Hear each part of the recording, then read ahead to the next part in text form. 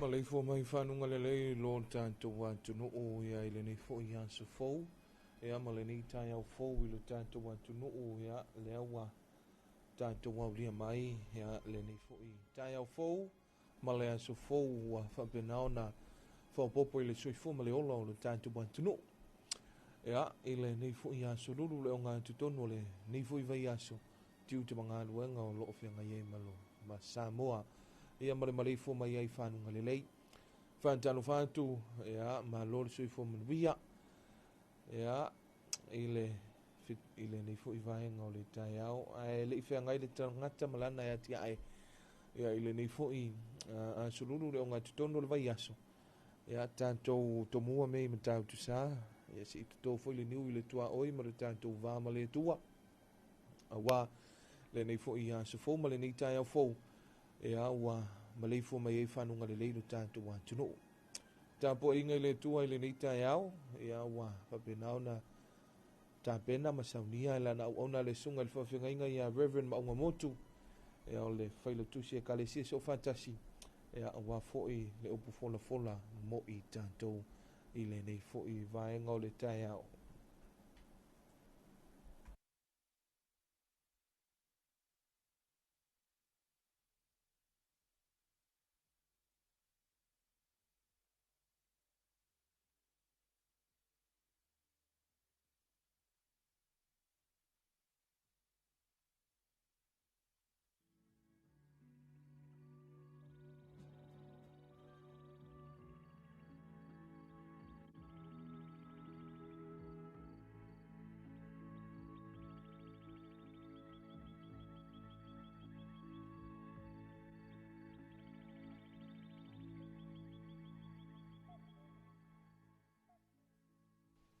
Samoa o mai tātou i foi le tū e rono vi tātou taro mātou i foi o ruma le tū oro mātou tama pangara varo mātou le me whaia o se mea pe au noa ma le whātonunga ma le whasinonga le nganga pai whātasi mai le tū e te whama ite o mātou roto mana tū tunga le lei a wāre whāsiri siri ina o rovi o Yesu ke riso wāra ila mātou taro.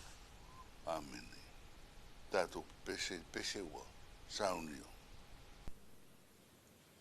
O au na o tō na moe o filemu o la mo la moi na matau sia e Yesu mani e lo alo whanele o lele o mau e lo umano si o ta e alane lenei o na utauranga taulanga whawhetai lo ti no lo uanga utu i na tuai ia whai aia na pule ma e whatonu mai i mea umalawa e tu sa o na whai ia whapei o e no kana o lua mafutai ia ta whata si pea ia o manu ia ia na o nau a fi ia o nau ia so umalawa o lo la mane. Ora tātou tusi whai tau mo ni aso. O lo mawore tusi o mātai o mta upo e fito. O te whai tau ina ni nai whai upo.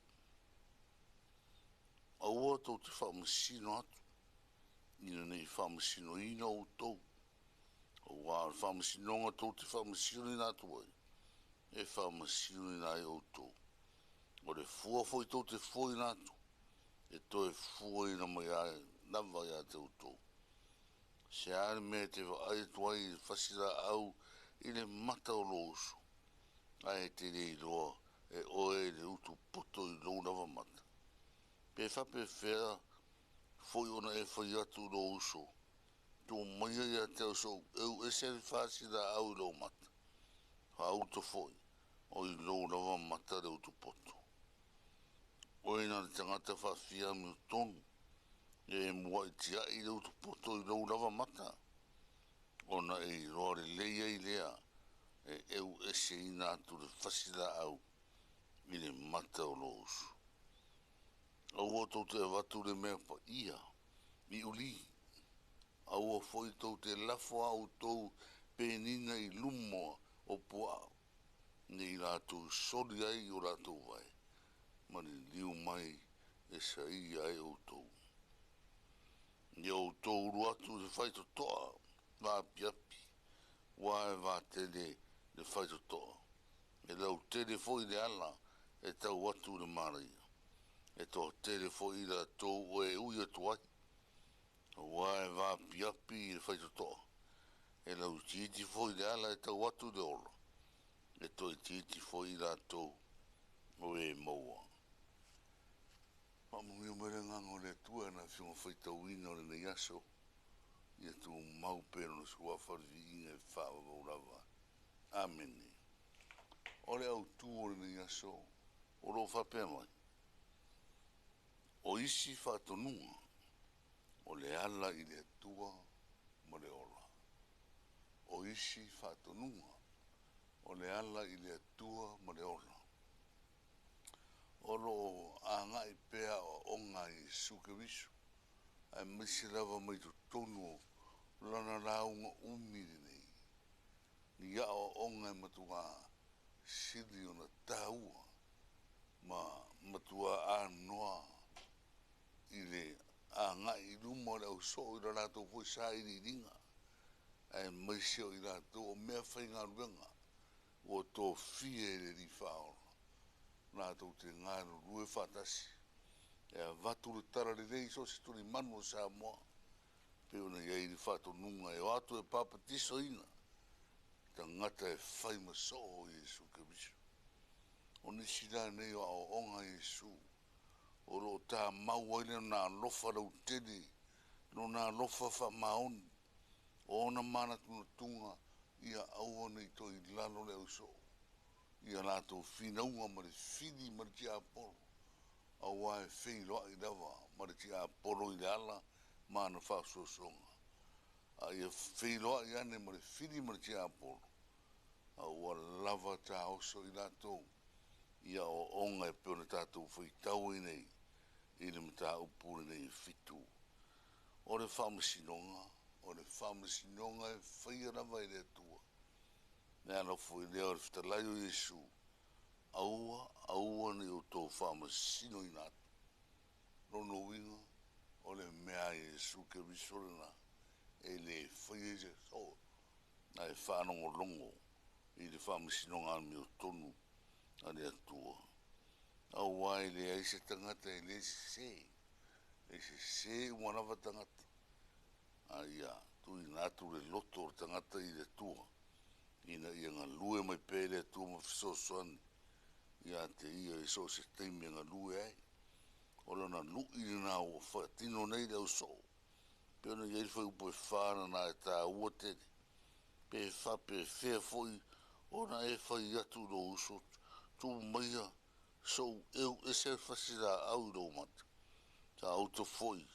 Oi lou lava mata. Leo tu poto.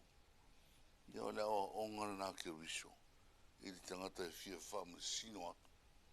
O wā ua i loa Jesu. E le e se tangata e le se se. Ia alu mo le wha mau lalo. Ia alu mo le loto e wha moe moe a ke riso. Na te au mai e le whama sino ngā miutonu. Ia ngā lue pēr mo le loto wha mau. Ngā lue mo le loto mau lalo. Ma ta tālo i le unua. O le isi fo hiru i nga o tu ina Jesu Keriso. Ni lumo le uso. O le whaito toa e vā tele. Ma le whaito toa e vā piapi. O nā whaito toa e lua. O tu ina i lumo le uso. E pe o se whamasinonga na nā mo i nato. E whamasino i nai. Lo nato uona uru whale. Po whea le whaito toa. e fia ulu fale ai leo so.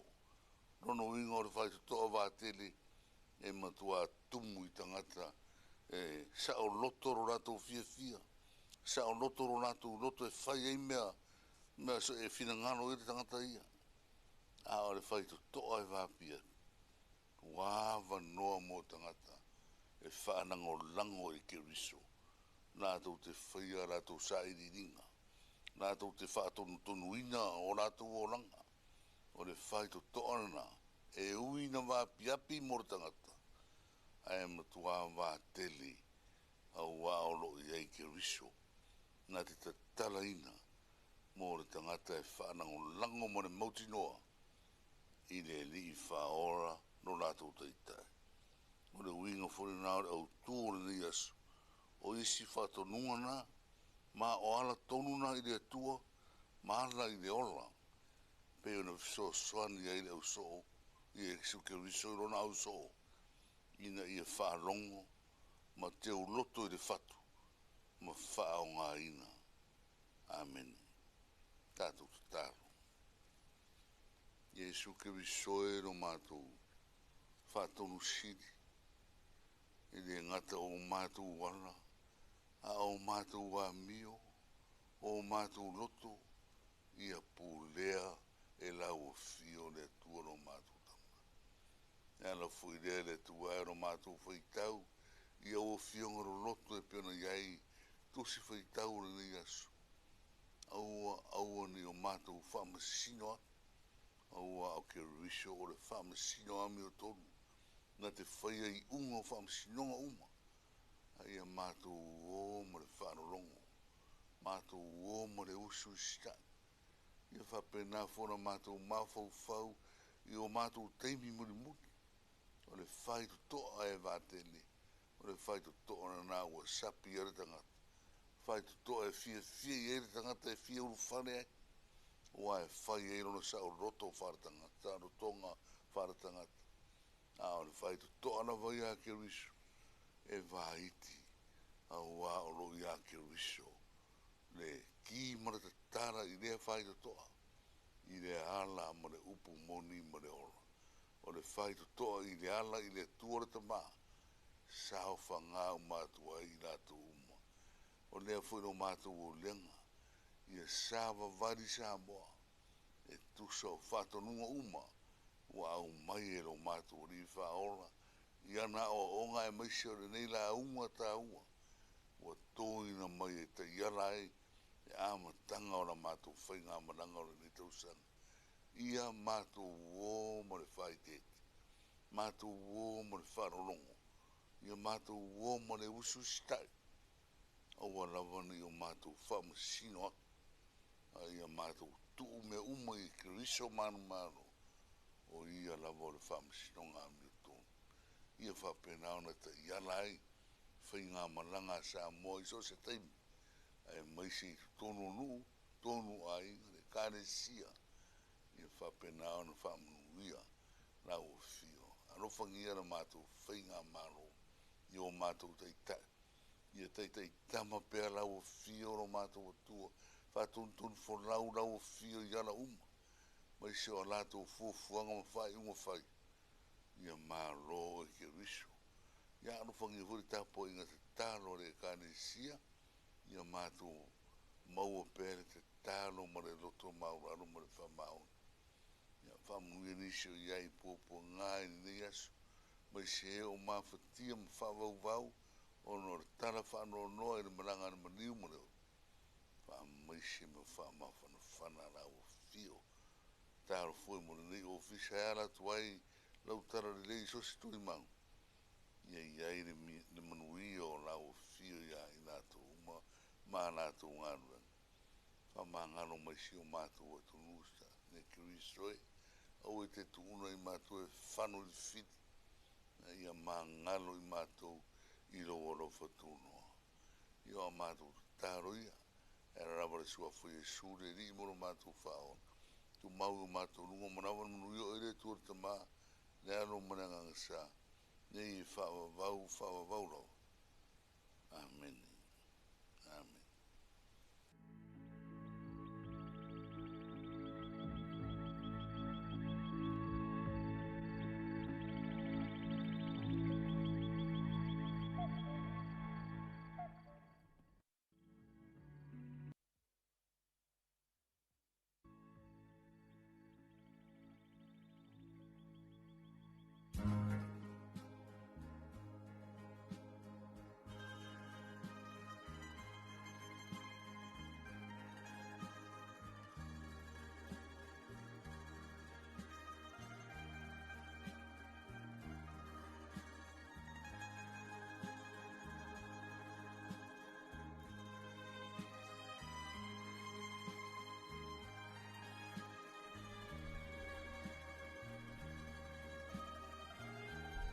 E ole na ua whaamfonga le tātou a tunu o ia i le tātou tāpo inga i le tua.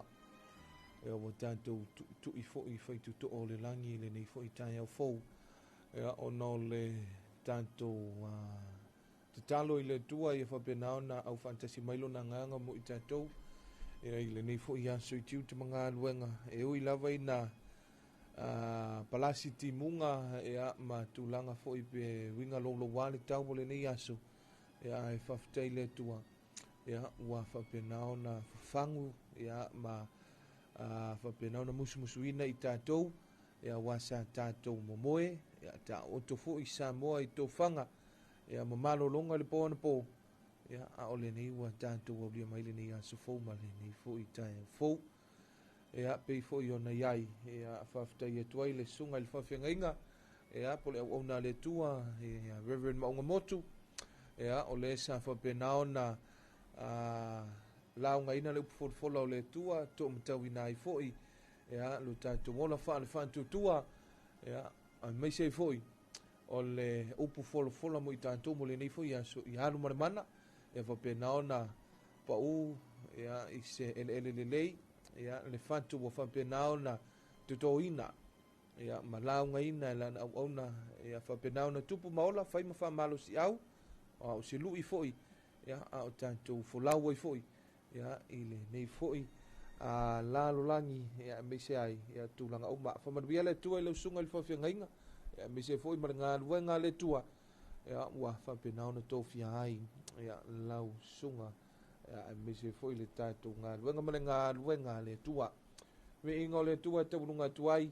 E a le tātou tāpo inga i le ni fuitai au.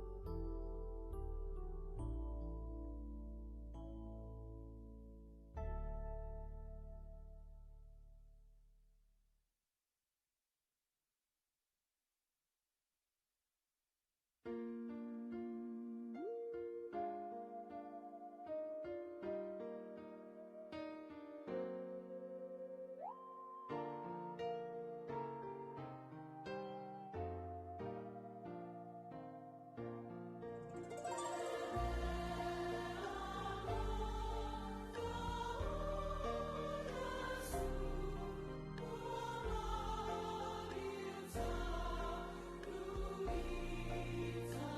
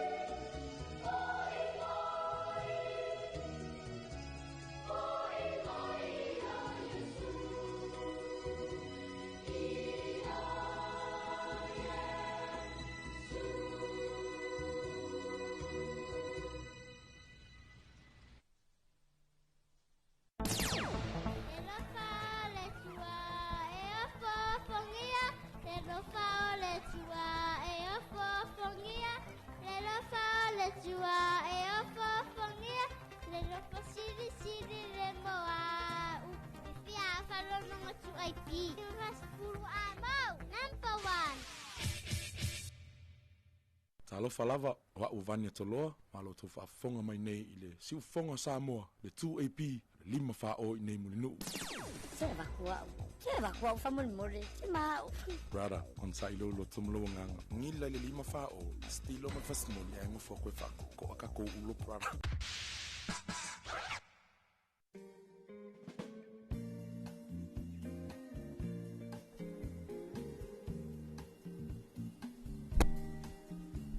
So fo manuia malelangi mama e ai le fu i vaenga o le taiao ia i naua ala fai mai fanunga le leilo tatu wa tunu ia i le nei fo ia sururu le o ngā tonu le nei vai aso ma lo lava ia i le tatu wa tunu le nei wa tatu feiloa i lungo pe au ngalu le ea ia ona o le anga le lei fai pea o le tatu tap au sili le langi le awa teita i saunga le mumai lo o tau soi fua lau le lei ia o so mātou wola i le nei fo i tai au fou.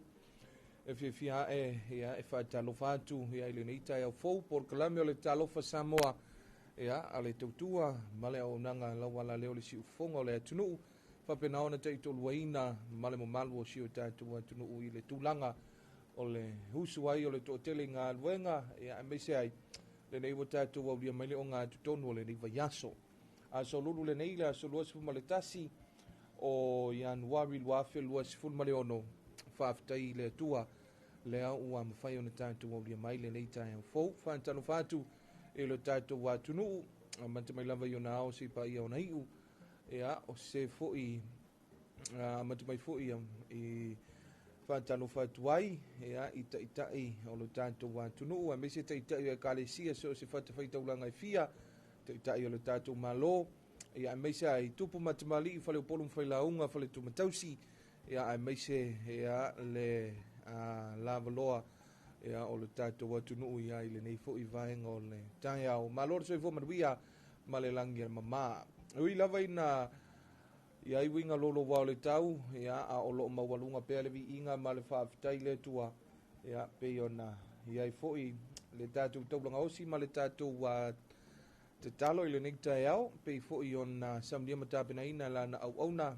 ia ua whapena fo i ona tātou sa ili wha manga, ia i le upu fola le tua pe ona la unga ina, la na au auna le sunga le whawhenga inga ia Reverend Maunga Motu, ia whai lea ma pine, ia au se lui tau, ia au se fatu fo i e pa ui se ele le lei, i loto ma fina ngalo lo tātou watunu, ia me se fo i le fo launga Samoa, ia i le nei fo i tai au, a me se o le nei aso, ma le nei fo i vai aso ia i tiu te mga aluenga ia o le awhianga iai mo le tātou tunu tali tonu ia o tiu te masani lava ma whaiva masani o le tai au ia o tāpenanga ia o le usu ai o le tōtele i tiu te mga aluenga ia o isi fo i le nawa ma lo le ngā alulue ia e ui lava i na whainga tāla o tō fo i teimi whainga aluenga le pō na pō ia o lea ua whapena lava o nau tautua ia ma le loto atoa ia e le whaalongolongo tinga ma lo lava le soi fo maruia ma le langi ma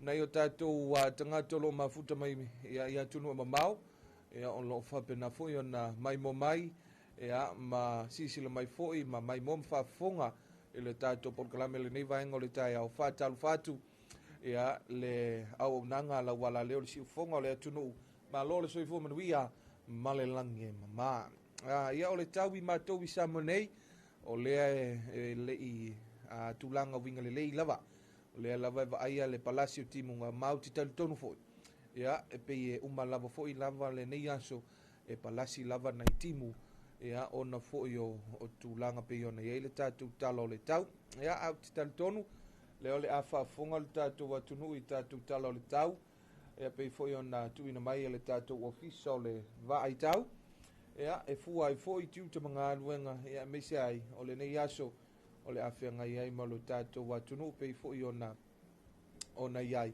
ia le ala o le awhaafonga mai lo tātou watunu i tātou tala o le tau.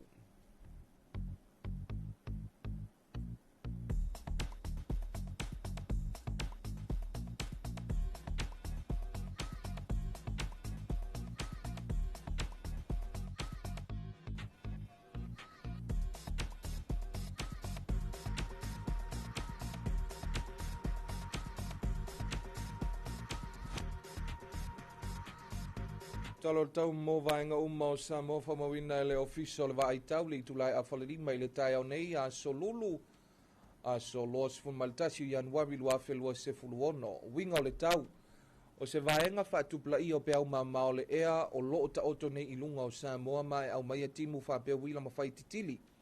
E a fia ai le atunu u inisi o teimi. Fautuanga malapta inga, fautuanga mo timunga mawhalo whamalusia pea mo laufanua o Samoa. Fautuanga malolonga o loo whamalusia pea mo vaitafe.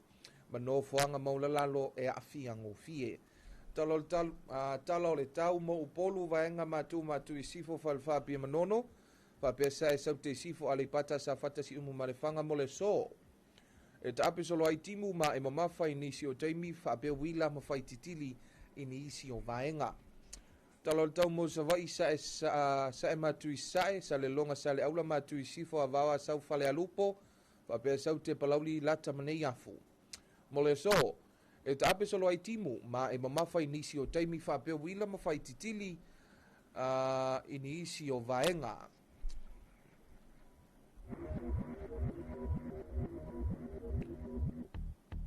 Talo tau mo ngā semi mga te whale o Samoa whamawina le tulai a whalerima le tai o nei o le asolulu lua se fumaltasi o Januari lua awhia lua se fuluono se ia ulia le vaeluanga o le poana nei. Winga o le tau, o awa savili o le laito e lau, savili mai matui sifo, o loo a fia i o ngā semi o Samoa, fautuanga ma lapta inga, e leo yeise fautuanga po o se lapta inga o whaamalosia mo o ngā sami o Samoa. Se vai ngai ngā te whale ma o ngā sami mātū mo le so e angi le laito e lau se vili mai sau te sifo. Se fulu le 5 kilomita le tu la o ngalu mauma e tasi tesi malirima i le 2 mita le mawalulunga. Ngā te whale ma o ngā sami sau te mo le so le angi le laito e lau se vili mai sau te sifo. Se fulu i le 5 kilomita le tu la o ngalu mauma e tasi tesi malirima i le 2 mita lona mawalulunga.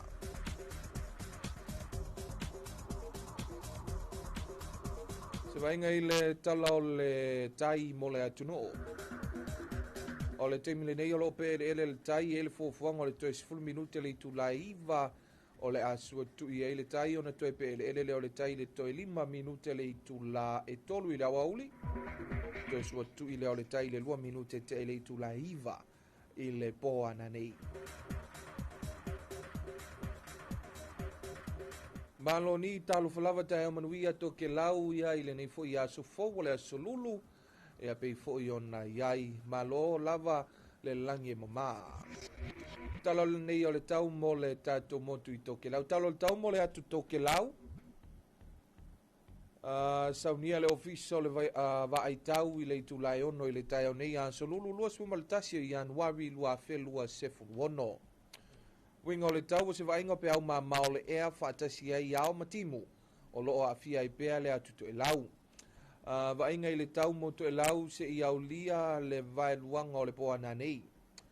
E au waoa inisi o taimi manai timu whaapea wila ma whaititili o no iai.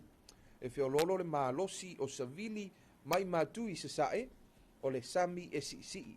Vainga i ona i tuatu o le a waoa inisi o taimi manai timu e iai whapea wila ma whaititili.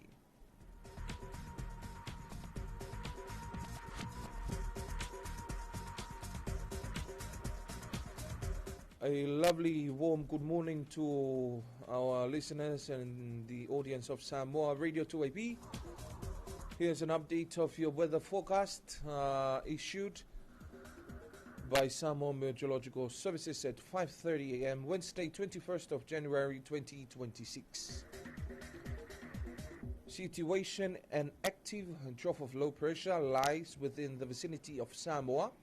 Associated thunderstorms and showers affecting the group at times.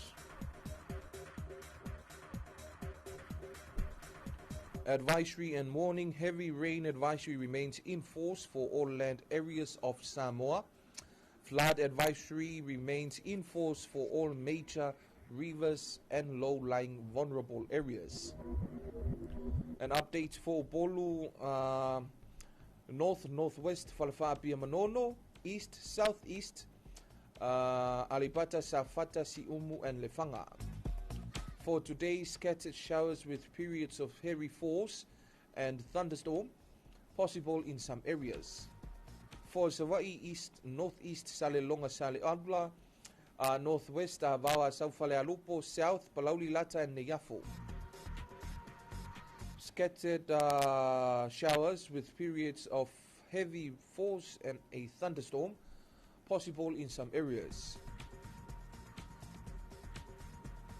Morning marine forecast for Samoa issued on Wednesday, 21st of January 2026 at 5:30 a.m. valid until midnight tonight.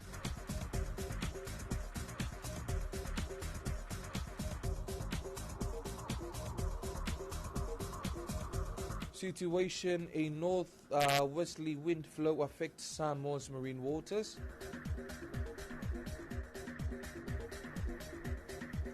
Advisory and warning: there's no valid advisory or warning for all marine waters of Samoa. Northern marine waters for today: northeasterly wind 10 to 15 kilometers per hour. Waves of 1.5 to 2 meters. Southern marine waters,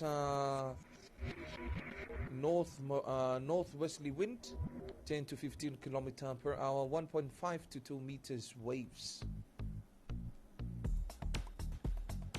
Today's tide times for Apia, Wednesday, 21st of January 2026. Low tide was 2:55 in the morning. High tide will be at 10 more minutes to 9 in the morning. Low tide will be 5 more minutes to 3 p.m. afternoon. And high tide will be at 2 minutes past 9 evening time.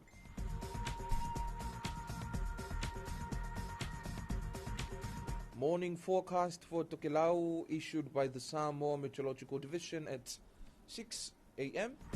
Wednesday, 21st of January 2026. Situation: a trough of low pressure with associated clouds and showers continues to affect Tokelau.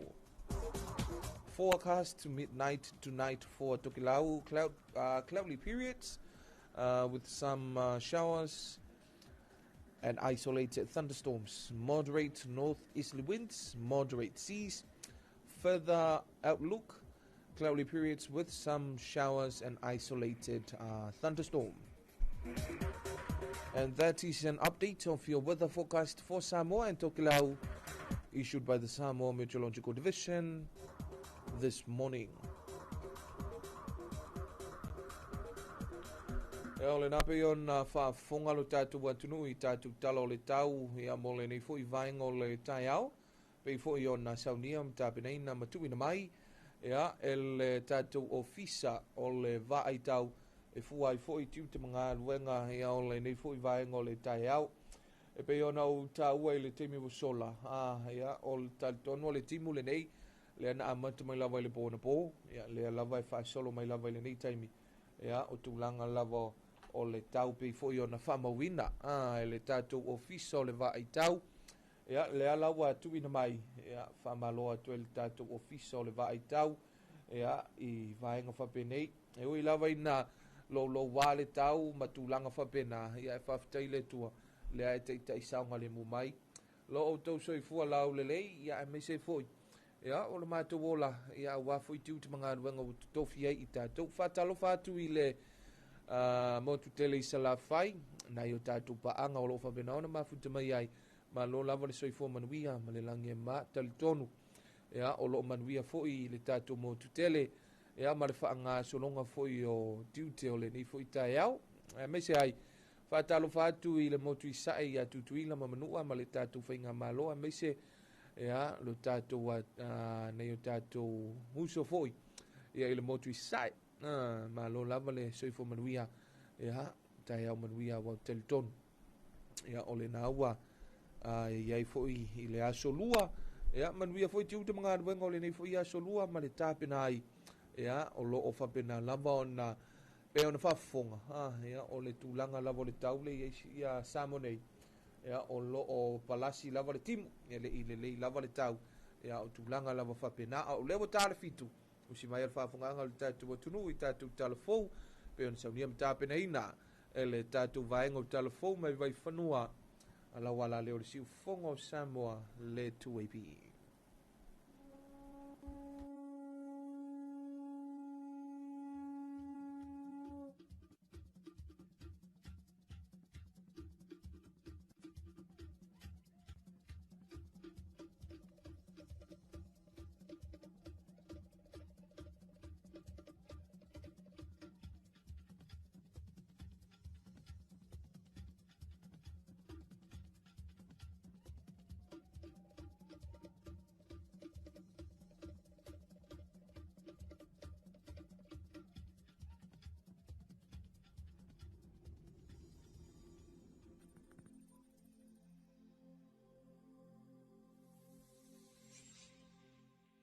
Talafalava o talafau mai vai whanua. O le a whaailoe le whiunga le tai o le malo I le vai asa fau. Suafa malu le malo o lea ua mahua o loo iei la to fisa o ta inga. Ma e o loo whai aso li ngā tula whono tau I le umia, whaonga ina male whaatau ina o whala au whaasa ina I le atunu u. O se anga wa sau noa le susunga le la au le mali toa, e matua ma ale mo le soifua le au whinga adwinga. A wale a watu whaana nā whaamtalanga I tua e winga I osa whainga a le I whaatino ina, o le whaalata ina lava leo le mtanga winga. E le alo le malo e tusa lava pua to whinga o loo se e iei leo le amolia, e whaia lava I le whaai unga ma o le saunuanga le whailo inga ma le vasenga o tusi tala I le amutanga le mai aso. E o atu leo e pu e mai le au main distributor I o le drugs. A mai ala tō telefoni. A lai to tonu le Warren no usaini e pu e la tō. O la le mena. Internal matter. O la lono winga la I leo lai to tonu. O la tau I drug stealers here. O la tō le next on the line. A le leanga le mea. E alu umai lava ma la tō. Le fa solo ti e reita le malo. A le tūpito I siri na danger le mea. O le otu leo le fatali mai. Tolo le mele na vea ta malo peni amina I o. E la tu peni amina la e ama le tangata le na fasiotia. O le mena e o I mea. Ua tu ufo I le matafa yo I le awhionga le lo sili ya maunga Princess Chang ina ia sila tutoa I ai. Ana vela fatonunga le komsina suspend. Faiso swenga. Maua, charge fafalpui. Abese me le tanga alwenga. E wa avela o fatonunga I le lo sili faule I nei. O ta vale o I fale tupe me umata sei umamai. Tupe palpala nei. La e ola ma fai latu sa o tonga I tupe le tunu mei e tauna mai lalo le malo. Ua te leo sofa inga le mtanga lwenga o leo, whare pui ma leo la toi fuata ina. Ua moria I la tō ua tanga fia, ma au mai a whaasoli tū la whono whala au whaasa ina a toa mawai ngai whaonga ina I. Whapea foi I la au malosi Samoa. Ua iei le whaatou whala inga le malo ina ia toi whaapopo ni isi whausanga fau I savalalo. E whesoso ni ai le maketu tele leo ua mai a whausia. O le saunoanga le awhionga le palemia ia la ole le mane toa le wetea pola te vau Forces Smith. Ua mai a whaia le whailo inga mani isio I la tō e nafa ma le wa ai le leo nei foi a seta le atunu u. Ina ia mautinoa e le lei una whaonga ina. Malona tausia ina. E tatau ona mai o io le lei I la tō le a occupy ina le tatou fale. Avela vanoa ia I la tō watina. Awane o vai atu o yeini fai ngā kengi po ni tangata po se kamai, po ni pisinisi o lewa na mata ala atu atu fo tu whao lewa no lea. O mana avela wa po ingana ni minsta ia male tanga luengo sala si. Nona lua o le ata pena whaatasi el LTA, tanga luengo si siomanga, tanga luengo fai ngā whaiva, ia man tanga luengo sala si, e toi whaafou ato o le tatou ka pakare tua. Toi fawisi e tatou fale whaatari pasi le lei. Kiria e se male au whakau drugs ia vai o. Ai sau ator whaatari pasi e sau atau mai i le fale ia. O le vaita mitonu o le tani ngā malo a Samoa le whanutanga ta I o malo le tau pulenga le tausanga lua a whelua se furu ma le wha. Na toi whaafau wai whale whaatari pasi ina ua whaasolo ina pala Ma whaalanga ina whale tua i saia i sawalalo, e le ngata o na ua tau sanga, ai o awhianga fo i le tau. O le maketi fau tula i mai, ua sui tūlanga i le maketi na whaatama ia i le awhiri tau sanga lua fesa furuma leo no, ma ngā ia iloa i la tau e whaatau keke pua a, mea tau lima, wani keke mai isi pesinisi e whaonga ina le nofuanga i fungalei sa ia o mai i le so. O le asolua se furuma leo no a ngā i le asolua se furuma le walo le masina le nei, o le a whaatau teia inia o unga mo le tu malo whaapalo tau anoa maa numero lua, e whaia i le awhio anga o solo solo. Ua mai afso ta i le whaala putuputungo le tau manga mo e pōpua ngā tia mo le suia whaipula le tu malo, le fionga i ala wofo Pia Meredith a toa i maleko miti a le tu malo. O le o onga na whaia le asunga fua le neiba i aso, e wha a upenga i nei le komiti na ia maua le tomai la tau te whasoso ni ai le tau manga, e wha atau ta ia o onga e tolu e peo ne ta ue le pepo whaamtalanga mai le tau manga mo e pōpua ngā tia, mo sui uma, o anua maa numero lua. O le whanau naunga lava i o le whaala putuputunga, ia taula mua i la tau ua iai le taita inga o la lafanga, i le tau moli ina o le wheau, e tau whialoa mea nei o sauanga i so o sei tua inga, a ua e whaamanu ali ai tanga tu soifua e le ngato le tino, o le mafau a o le nganga foi. I lo tātou o tunu ue whaafoe e anga tau sili whaale anga nuu ma whaakerisiano, o le tutupu o sauanga, e whaasanga i tuna matama i tai o le tu whaanonoa te lea. Talofa mo le nei vaenga le aso, manuia fuafuanga o whianga i mele tunu u.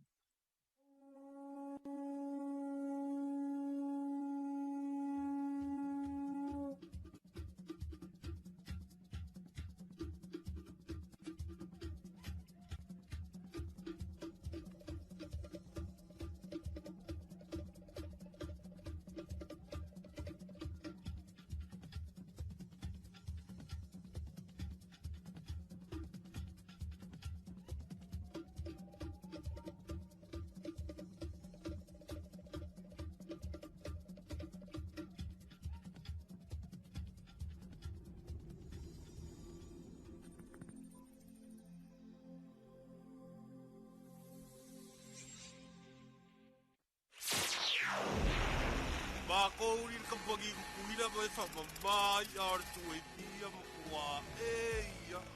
O mako ia i ko e lau ngal fa sa o kwa le te na tu e pi le ia. I ron mene inga le moea le poetry. Nemle. Au mi ki le kueipi.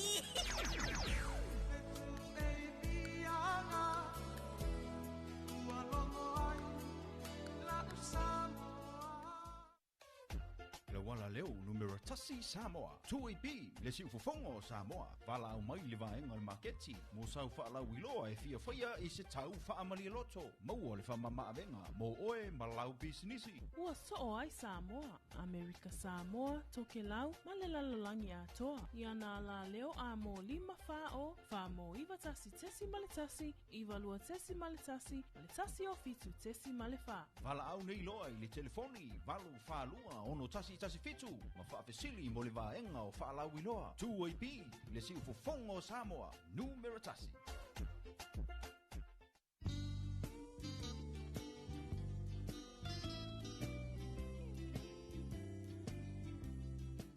Maloto ina, o whea e usu po ie.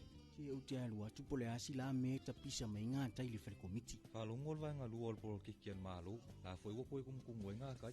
Mananga te le ala. Awano le leia le si taru sanga ia i mosa masini fo i le vidi ai la au. Te lo se whalo lolo mau i masini yo. Ui papa, ke haru sa o alai vai teli. Ile whalo loa mo whatoanga. Te mawai masini le lei, masini anga ta o oi e kuai. Te le lava, o te alua tu lai le whare komiti taru sanga ia. No ti e lo le i vai tele se i mata i e masini. Fio mai lo i tātou la lai funga lei, vai tele whapea sa le longa mo le motu tele i sa la fai.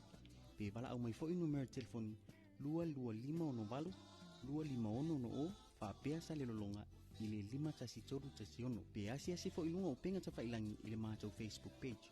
Samoa Agriculture Store Company Limited. Samoa Agriculture Store, helping you grow.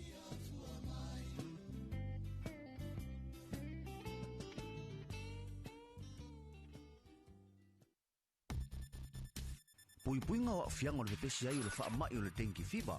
Ia matua whaatamaia no whanga uma e tautu ufua mana no whai namu. Whaamamala pisi mau tauta i ta whawhale. O na ole nei vai tau o timonga. Ua vai aile tele o vai vai toa. Pa uta avale maisi me whai tino e toa aile sua vai. Ia matua whaamamā vai anga uma nei. Ina ia tau fi aile pe pesi o le dengue fever i le atunuu. Tātou ngā lulu e whaatasi, mō se Samoa maroloina. Mō nisi whaamatalanga, whaafo ta intanga wenga le soifua maroloina, telefoni ono varutasi o.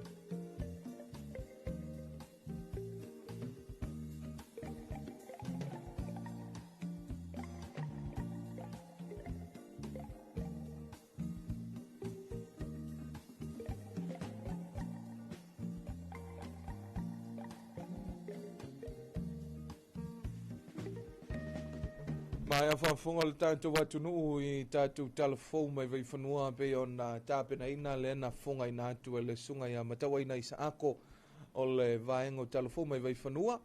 Ea, a me se foi nisi o whasalonga whapisi nisi ea matulanga foi pe foi o nei heile nei vaenga o le tai au. Lea ua se 5 minute o a te aile I tu lai fitu tali tonu ea o lo o whapena lava o na tāpena pena mali mai lu tātou atunuu ma le angai mai foi ma le usu mai ai o le totele I whale whainga luenga ea I tiu te foi ma whaiva o le nei foi a so lulu o ngā tutonu o le nei vai aso whawhatai le tua ea o fōlinga lava I o le tau le sa amata mai ai le nei vai aso tūlanga timu la wha malu ea angi malosi mai le savili pi e tō whaatau ia ai whawhatai lona anga lelei ia o lea lava ele I au mai lava ni vaenga fui e whapenao na whaapopole ina ilu tātou atunu wa o lea lava o tātou iai ia I le vai tau o matangi ma wha mantua o le periota le nei mai au kitopa e anga I atu I a perila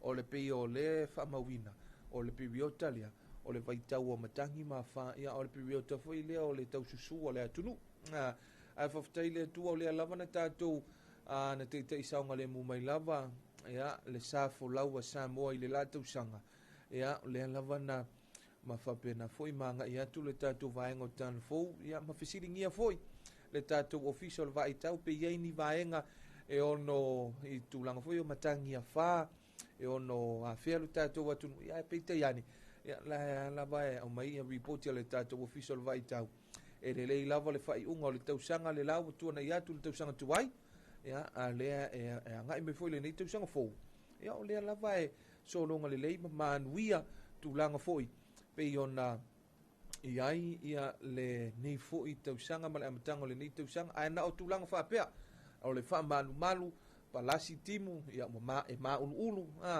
ia o le tulaga lava la le ua i la ua'u ia mo limau na o a'u foi lele o le tulaga e fai o le timu aia le taimi foi lele pi e timu amatua i vevela e lena matalutalonoa ma le tou faia mau i le asonanafi tulaga o lea na ua iai ia le tau au sitalia le tulaga vevela lea ua ausia le 5 tikeli o le vevela ae fuara iai le vevela lena ia matua'i vevela lava ia uiga lao le faamatalaga foi lele ia e pei o le pei e tatou te lagonaina le tulaga lea o le sau o le timu toe sau ai ma le vevela i le taimi lava e tasi ae faapea tatou ai o le timu le taumaua mai ai sina malu foi lele tauau mai ae leai ia ua e tate lagonaina foi ai lesi taimi ia le tulaga foi lele e tate nofo i tonu o le ofisa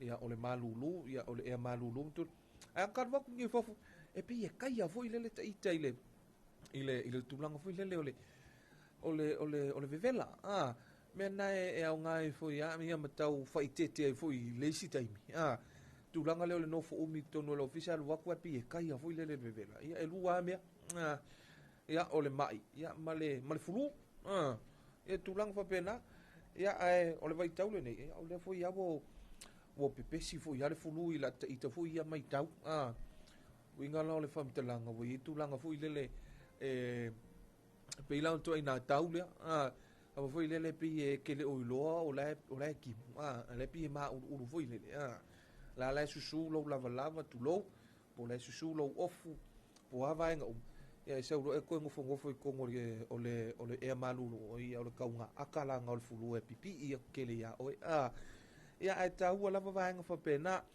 ia o le tulaga lava le soifua maloloina ma tulaga o le tau ia me se foi ia vaenga foi o lo whapena ona tatou mo le mauina ia i lenei foi teimi ia o le tulaga foi lenei o se fautuaga e vatu mo nei whanau talitonu foi lai whaafonga mai nei whanau i le nei tae au ia vaai aua foi e le kimu mai loa e kamo e le ako i fafo e whaakimu ia anui foi le vai foi lele tulou lenei vaenga o le tae au e whaapisipisi ai ia wa e pe yoanga na tamaiti vaai aku loa i ka mai lo vai foi e lolo vai e toa foi e ala ia wala waku whaapisipisi ai o le tua lalo lava ia ma le whauntuanga mo nei whana mantua o le tele i o le siamana e pi ai na e sau e lola ia ma oe ia ona e mai e lo le a le o toe mambau toe toe tasil vai aso toe tasil vai aso ia a ele aonga ia e fole aonga ia ua e mai ia o le tua lalo na mo nei whanau wa o le lava wa whaanga solo ia tulaga foi lele o tapenaina o sila pasi ia mamata upu ia o le maua tu foi lunga o le Facebook page o le tatou matanga luenga wa o nga manganu o le wa mata whatalanoa ina le sila pasi o le nei foi tausanga po le curriculum o le nei foi tausanga ia i tulaga mo tapenanga mo nei whanau ia awa foi ia latou tausaga faleaʻoaʻoga faamaloa atu ai faatalofa atu ai ia lii ma tamaitaʻi fai aʻoga i susuga i ulu aʻoga ia le la foi ua tapena ia ua foi le aʻutauina o le tomai ma le poto anai fanau ia ua so latou manuia ia o le vaiaso lenei lea e teleina maua ai o le toe faamanatu lenā o lea na maua mai faamatalaga o lena maua mai whamtalaga o le aso ananafi lena agai atu ai i ulu aʻoga po o pule aʻoga foʻi ia e faapena ona release mai ia pe au mai itua ia tulaga o iʻuga po o results i latou foi lea le sa so e le suʻega o le sasalasi matua o le suʻega lenei o le sasalasi o le tapenaga ia mo nai alo ma whanau ia mo so latou avanoa ia i le tatou University ao Samoa mantua e te suʻe i lau school si maua mai lo results o lo results e faapena ona tapena ai saʻili ai au mataupu i luga o le tausaga faavae po le foundation ia lea sa taʻua e nai i le vaitau le talitono na i o tatou matua ia le taʻua i tausaga ia o te o le UPY po le University Preparatory ia po le tausaga faavae foʻi le ua ia i le temi lenei le foundation ia ae mantua e peia aiga o le mafai ona ulufale le tatou university o le lua selau o lau ingilisi ma lau best 3 so English and the best 3 ia toutou fakasi mau ai lau lua selau lona uiga afape ono sefulu lau inilisi ia valu iva le simtaupu fitu ono le simtaupu ae fia le simtaupu o faataʻitaʻiga ae valu lima le simtaupu faopopo faatasi le fana mau ai ia lau lua selau ua e ulufale tono le UPY po le foundation ia a le tatou university ia o se tulaga lelei lena o le isi laasaga lena o le soifua aʻoaʻoina ana i o tatou alo manai fanau faamaloa atu ai foʻi ia inai alo ma fanau ae o le isi vaega aua e te popole o u faitau atu i le isi tusitusiga se tasi foʻi o taʻitaʻi foʻi lea sa faapena ona maaia le tatou matagaluega o aʻoga le fioga ia e au quote mai ia le faamatalaga lena e au e faape mai aua neʻi avea ia lou feio aua neʻi avea lou feio mai le skulisi lenei ia po le vaega lenei o lou result aua e lē faapea e tutusa uma tamaiti pe tutusa uma nei o tatou alo ma fanau e iai mataupu e faapena ona lelei ai e iai foʻi mataupu e faapena ona vaivai ai ae ia avea lenā ia ma me luʻi ai oe mantua o le olaga lenei e peia o se tuuga foi lele e leʻi taitā ia lana na maeʻa lau tuuga talitonu o lenā mantua iai maega foi na ua uma le round 1 uma le round 1 alu atu le round 2 ia oo foi ai tonu o taaloga ma me sale taaloga o leo le fusuaga ia po le faipelega e meaga round 1 round 2 round 3 a hoki mai le round 1 ala e kali le round 2 ai alu aku le round 3 e kau faavaivai pe o le fiololo ia koe back up mai koe uu lou aku aʻoga koe back up mai le round 5 vaivai faapena o le manai ai o le faamalosiʻau a le afioga ia e au faapea ia a faapea o le faaletonu le auala lea le sa e savalia i lou tausaga faale aʻoaʻoga ia talitonu e le o le auala lenā mo oe alu i lesi auala mantua once another door closed there's another door open for you manai ai o upu na a faapea o le tapuni le isi faitoa ia vaai o nai matala le isi faitoa ia o se faamalosiʻau mo nai o tatou fanau ia aua neʻi muta le taumafai taumafai pea tuʻituʻi saʻili auā o lou le saʻili ma e alu atu loa e fei o leʻi faapea oisole ia e le okaʻika lea ua kafiu ae fa no ailoga o le mataupu lena e sutopolo mo oe ailoga o le mataupu lena o lau career lena po lau lumanaʻi lena ai po o lena e alu atu e te faakamuta e fai mai le atua leai o oe insinia taavale po oe insinia i luga o le auala mavae po oe foʻi o le fomaʻi ese i o auala e faapena ona faamanuia ai le tagata a o le luʻi lenā monai o tatou alo ma fanau be positive o le sina vaega e faapena foʻi ona manaia a faapea o le ke like you feel negative o le laʻi alu e piki lo results always think positive think positive foi lele lo mafou faapea okay this is my result this is what I have done and this is what I can do what's another level for me vai o vaega lena e luʻi ai foi nei o tatou fanau ai mantua o le university e tele manoanoaʻi ia mataupu laua i ai e lē faapea na o le vaega le iluga o le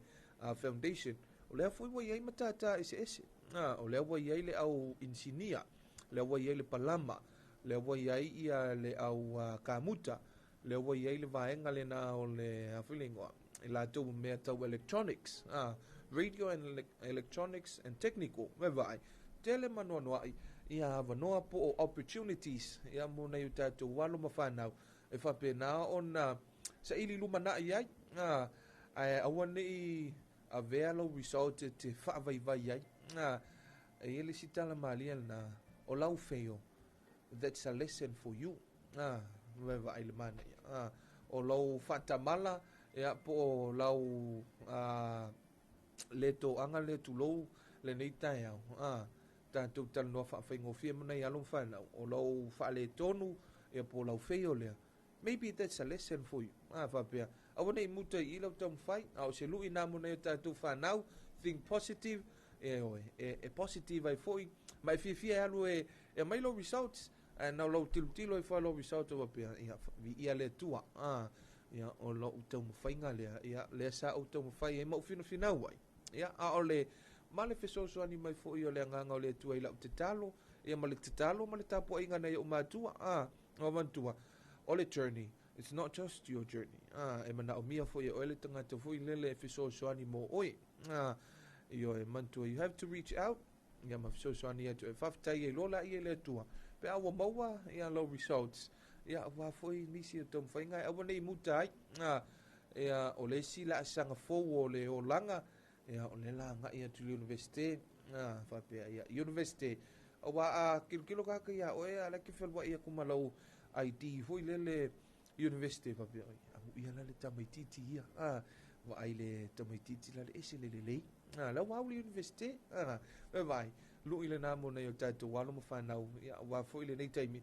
Ia ma le lato wanga ia tu. Ia wa foi le le piki ina o lato results. Ia le napi o na release mai le tātou ofisa wa onga. Mana tua e te lea nga isa o le tātou mtanga wenga. E te angai i lau pule a onga. Ia po o lau a onga. Ia e whapena on uplift mai ai. Ia lau results pe o na ngai me o tātou whai a onga. Mana i o tātou a onga. Ia le asua nafi e release a tuitua me le tātou mtanga wenga wa onga. Ai o le i le tūlanga le na au mai le tātou ofisa wa onga. Ma e a leo na tatongia o mta aupu ia le na le tatongia. Fatu am whai leo na release ia lau results. Ia tātou matua ia sisila i fole vaenga whapena. Ia po mai a leo na tatongi.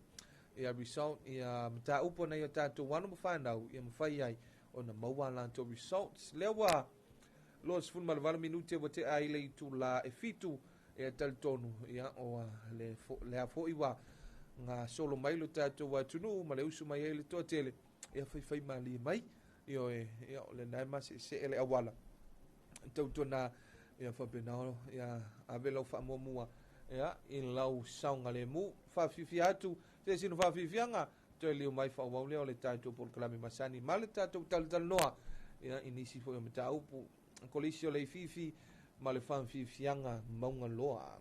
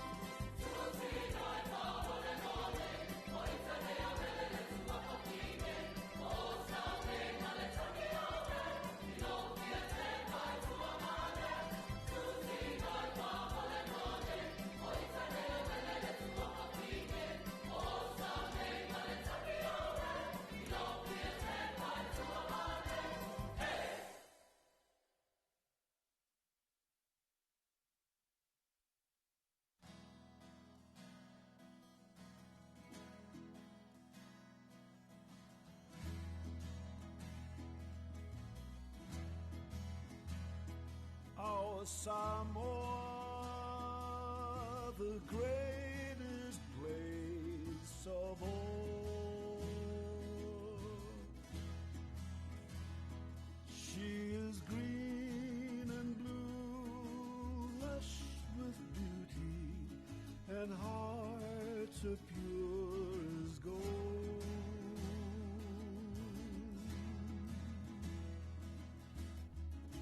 Touch someone with tears of joy. Touch someone with smiles of love.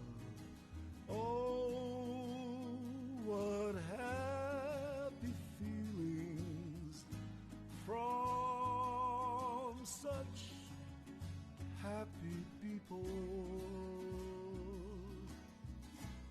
We are Samoa, people from the sun. We are Samoa, and our heritage lives on.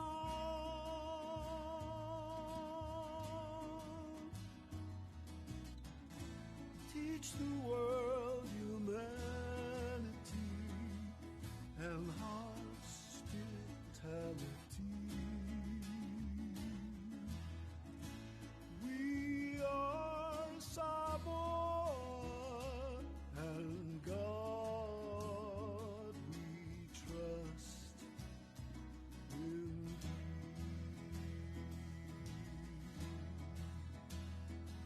Samoa, e pele oe isi o fatu. Ole a se mea e a ona whai, e tau tuai moe.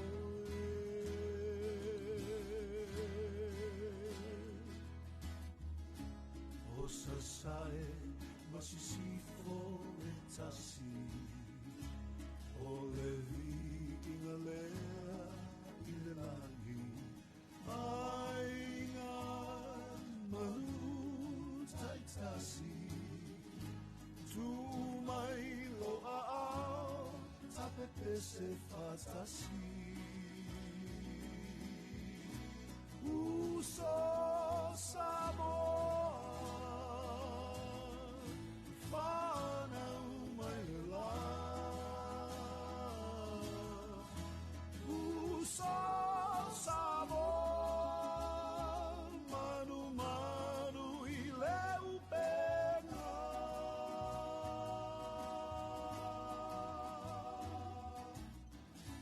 Hao inu ese le loto alofa. Samoa moe, Samoa moe atua. We are Samoa, people from the sun. We are Samoa, and our heritage lives on.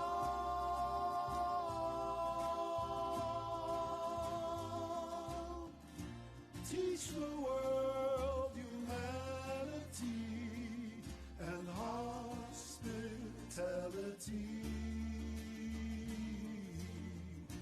We are Samoa, and God we trust in thee.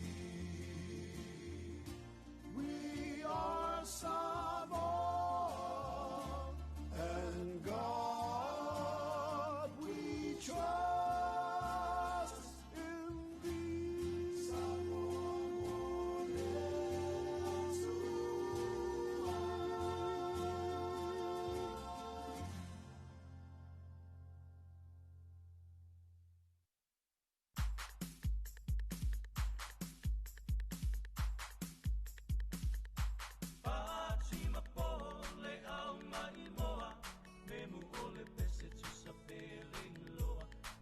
tonu lea o pia pia nga pa Samoa asili lava lo fa masani pia pia nga o masani ya te ono me ai le ai se fai ti o mai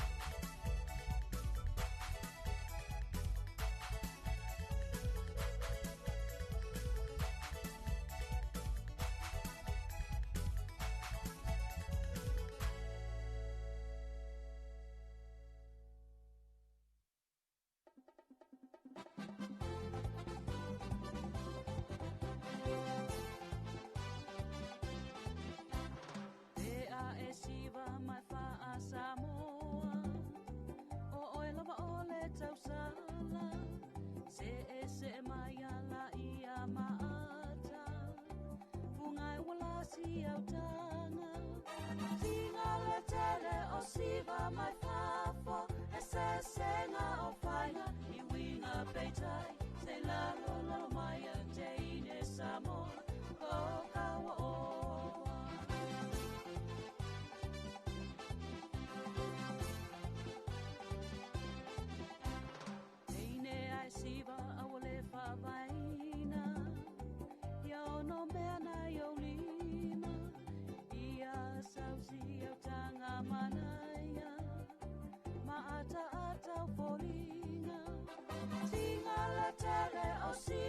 mai fafo e se senga o faina I winga peitai se lalo lalo mai a te ine Samoa ko kawa o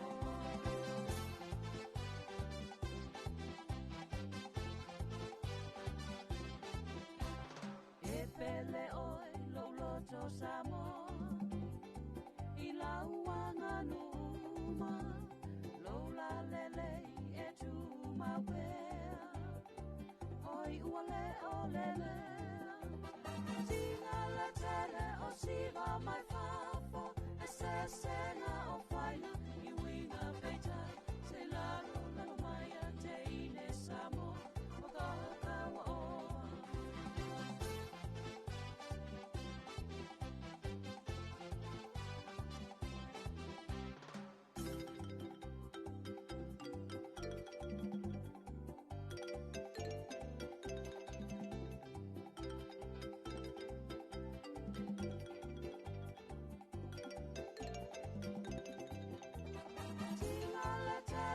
Siva mai fafo e se senga o faina I winga peita se lalo lalo mai a te ine Samoa ko kawa o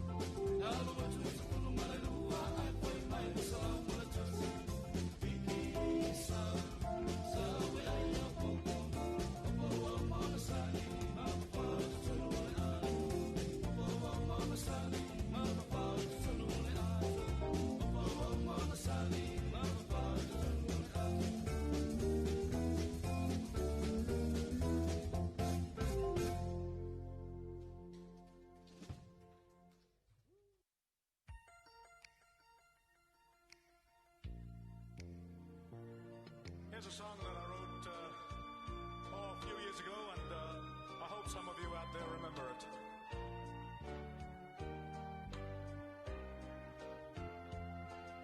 Sauia oil ala upelesi. Thank you. Olea ta che a la fa tofa.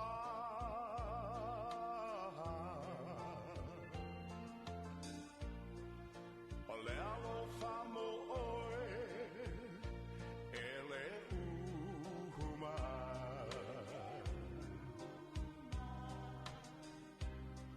Ia fai le amavasa ilo tava.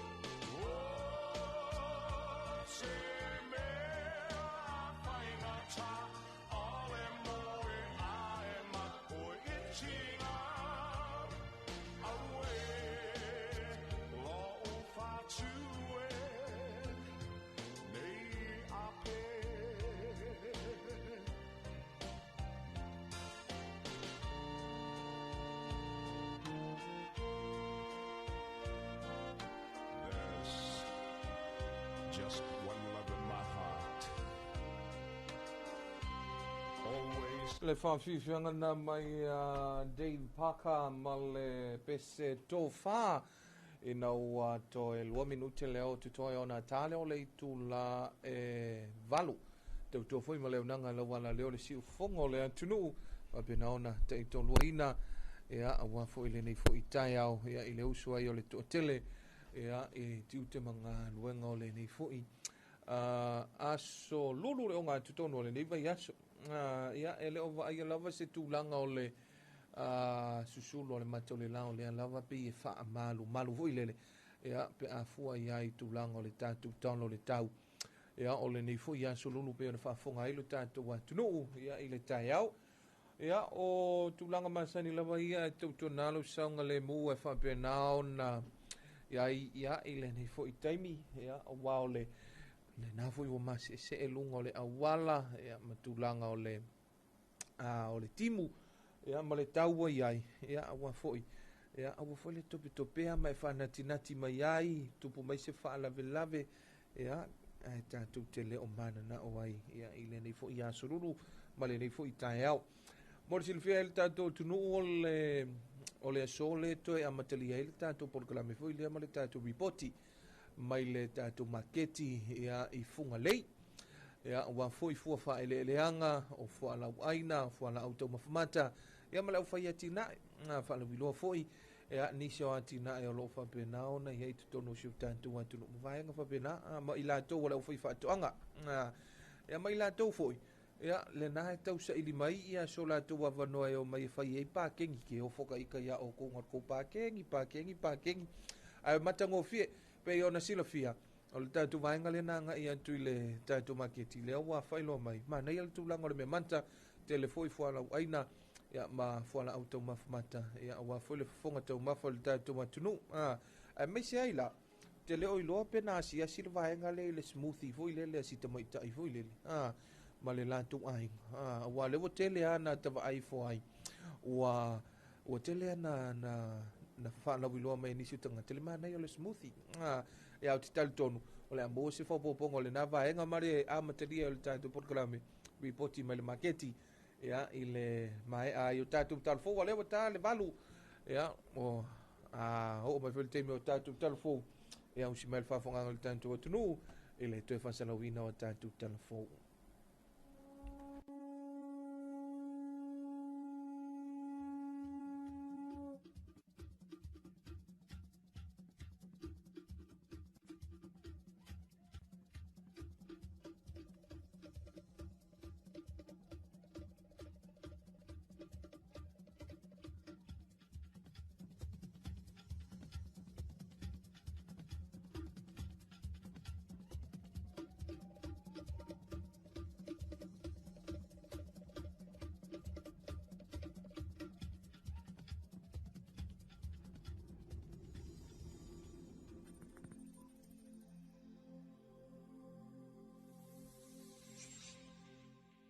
Talofa lava talofou mai vai whanua.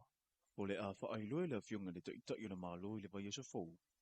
Suafa malo le malo o lea ua mahua o lo o iala to fiso uta inga. Ma e o lo o whaia soli ngā tula whono tau i le umia, whaonga ina male whaatau wina whala au whaasa ina i le atunu u. O se anga wa saunoa le sasunga le la o le male toa, e matua ma ale mo le soifua le au whainga adwinga. A wale a watu whaana nao whaamatalanga i tua e winga i osa whainga a le i whaatinu ina, o le whaalata ina lava leo le mtanga adwinga. E le alo le malo e tusa lava pua to whinga o loo se e iei leo le amolia, e whaia lava iei le whaai unga ma o le saunuanga le whailo inga ma le vasinga o tusi talai le amatanga le mai aso. E o atu leo e pu e mai le au main distributor i o le drugs. A mai ala tu telefoni. A lai tu tonu le Warren no usaini e pu e la tau. O la le mena. Internal matter. O la lono winga la i leo lai tu tonu. O la tau i drug stealers ia. O la tau le next on the line. A le leanga le mea. E alu umai lava ma la tau. Le fa solo ti e reita malo. A le tupito i siri na danger mele. O le watu leo le fatali mai. Toro le mele na vea ta malo peni amina i o. E la tu peni amina la e mal ta matale na fasiotia. O le mena e o i mea ia. Wa tu fo ile mata fa yo ile fiong le lo ye sili ya monga Precious Chang ina ia sila tu toa i ai. Ana e bela fatu nungal komsina suspend. Fai suenga. Maua, charts fa fal pui. A bese melutanga alwenga. E wa a bela fatu nunga ile lo ye sili faule ye nei. O ta vale o i fale tupe me umata sei umamai. Tupe palpala nei. Na e ola ma fai latu sa o tonga i tupe le tunu mei e tauna mai lalo le mano. Wa te leo sofa inga le mtanga wenga o leo fale pui mo leo la toi fuata ina. Wa moria ila to wa tanga fia, ma au mai a whaasoli tu la fono whala au whaasa ina a toa mawai ngai whaonga ina i, whapea foi ila au malosi Samoa. O iele whaatou whala inga le malo ina ia toi whaapopo ni isi whausanga fau i sawalalo, e fisoso ni ai le market tele leo ua mai a whausia. O le saunuanga le afionga le pale mia i ala o le mane toa leo tea pula te wau fose submit. Ua mai a whaia le whailo inga mani isio i la tō e nafa ma le wa ia le leo nei foi a seta le atuna u. Ina ia mautinoa e le lei una whaonga ina, malona tausia ina. E tatau ona mai o io le lei i la tō le a occupy ina le tatou fale. Awe lava noa ia i la tō o ati na. Awane o vai atu o iaini whai ngā kengi po ni tangata po se kamai, po ni pisinisi o lewa na mata ala atu atu fo to whao lewa noa lea. O mana avela ua popo ingana ni minsta ia male tanga luenga sala si. Nona lua o le ata pena whaatasi el LTA, tanga luenga si sio manga, tanga luenga whai ngā whaiva, ia man tanga luenga sala si, e toi whaafou ato o tatou ka pakale tua. Toi whauisi e tatou whale, whaatari pasi le lei, kiria e se male au whaakau drugs ia vai o. Ai sau ato o whaatari pasi e sau atau mai le, i le whale ia. O le vaita mi tonu o le tali ngā malo a Samoa le whanatanga ta ita i o malo le tau pulenga le tausanga lua a whelua se furu ma le whaa. Na toi whaafau wai whale whaatari pasi ina ua whaasolo ina pala, ma whaaleanga ina whale tua i sa ia i sawalalo, e le ngata o na ua au tausanga. Ai o a fianga fo i le tau. O le maketi fau wa tūla i mai. Ua sui tūlanga i le maketi na whaatama ia e le a whiri tausanga lua a se furu ma le ono. Ma ngā ia iloa i la tau e whaatau keke pua a, mea tau lima. O ni keke mai isi pisinise whaonga ina le nofuanga i fungalei se ia o mai i le so. O le asolua se furu ma le ono anga i le asolua se furu ma le walo le masina le nei. O le a whaatau teia inia o unga mo le i tūmalo whaapalo tau anoa maa numero lua, e whaia i le awhio anga solo solo. Ua mai afso ta i le whaala putuputungo le tuumanga mo e puapunga tia mo le suia whaipula le i tūmalo, le fionga i ala wofo Pia Meredith atoa i maleko miti a le tūmalo. O le o onga na whaia le asunga fua na neiva iaso, e wha upenga i naile komiti na ia maua le tomai la to te fsoso ni ai le tuumanga, E whaatau ta ia o ngai tolu e peo ne tā ue le pepo whaamtalanga mai le tok manga mo e puapunga tia, mo sui uma, o anu ama a numero lua. O le whaanaunga lava i o le whaala putunga. Ia taula mua i la tau ua iei le taita inga o la lafanga. I le tau moli ina o le wheau, e tau whialoa mea nei o sauanga i so o se itua inga, a ua e whaamanu alia i tanga to soifua e le ngato le tino, o le mafau a o le nganga foi. I le tātou o tunu ue whaafue e anga tau sili whaale anga nuu ma whaakerisiano, o le tutupu o sauanga, e whaasanga i tuna matuma i tai o le tu whaanonoa te lea. Talafona mo le nei vaenga lea so, manuia fuafuanga o whianga i mele tunu u.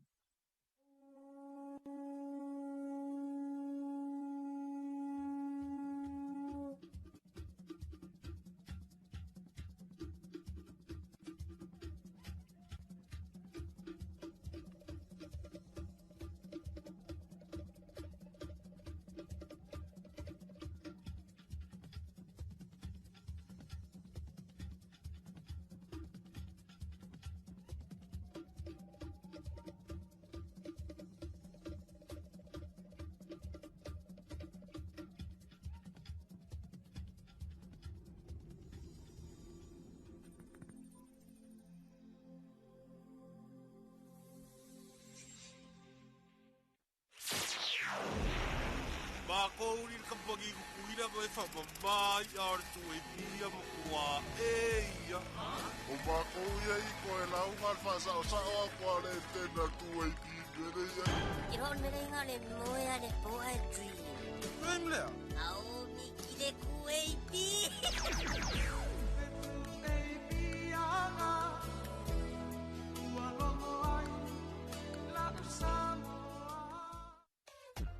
Wala leo numero tasi Samoa. Tuipi le si ufofongo Samoa. Wala au mai le vaenga al marketi. Mo sau whaala wiloa e fia whaia i se tau whaamali loto. Maua le whamama avenga. Mo oe malau bisinisi. Ua so ai Samoa, Amerika Samoa, toke lau, malelalolangi atoa. Iana la leo a mo 5 fao, fa mo iwa tasi tesi maletasi, iwa lua tesi maletasi, maletasi o fitu tesi malefa. Wala au nei loa i le telefoni. Walu whalua ono tasi fitu. Ma whaafesili mo le vaenga o whaalau iloa. 2AP, le si ufofongo Samoa. Numero tasi.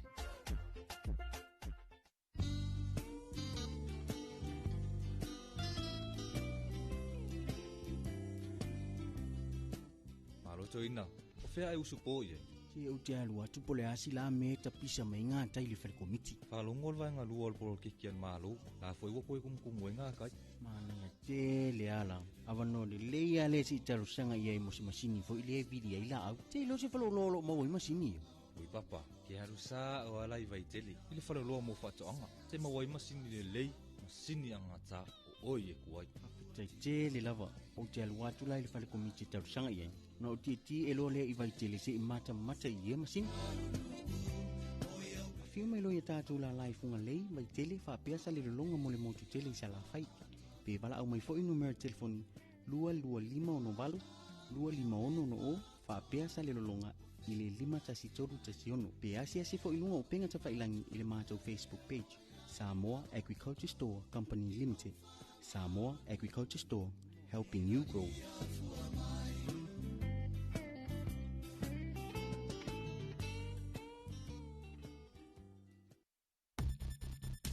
Puipuinga wa fianga le pesi ai le wha mai o le dengue fever. Ia matua wha atama ia no fuanga uma e tautu ufua mana no fuai namu. Wha amamala pisi mau tauta i ta whawhale. O na ole nei vai tau o timonga. Ua vai ai le tele o vai vai toa. Pa uta avale maisi me whai tino e toa ai le sua vai. Ia matua wha amamala vai anga uma nei. Ina ia tau fia ile pe peso le dengue fever i le atunuu. Tātou ngā ruru e whaatasi, mo se sā mua maroloina, mo nisi whamatalanga, whaapso ta intanga ruenga le soifua maroloina, telefoni ono varutasi o.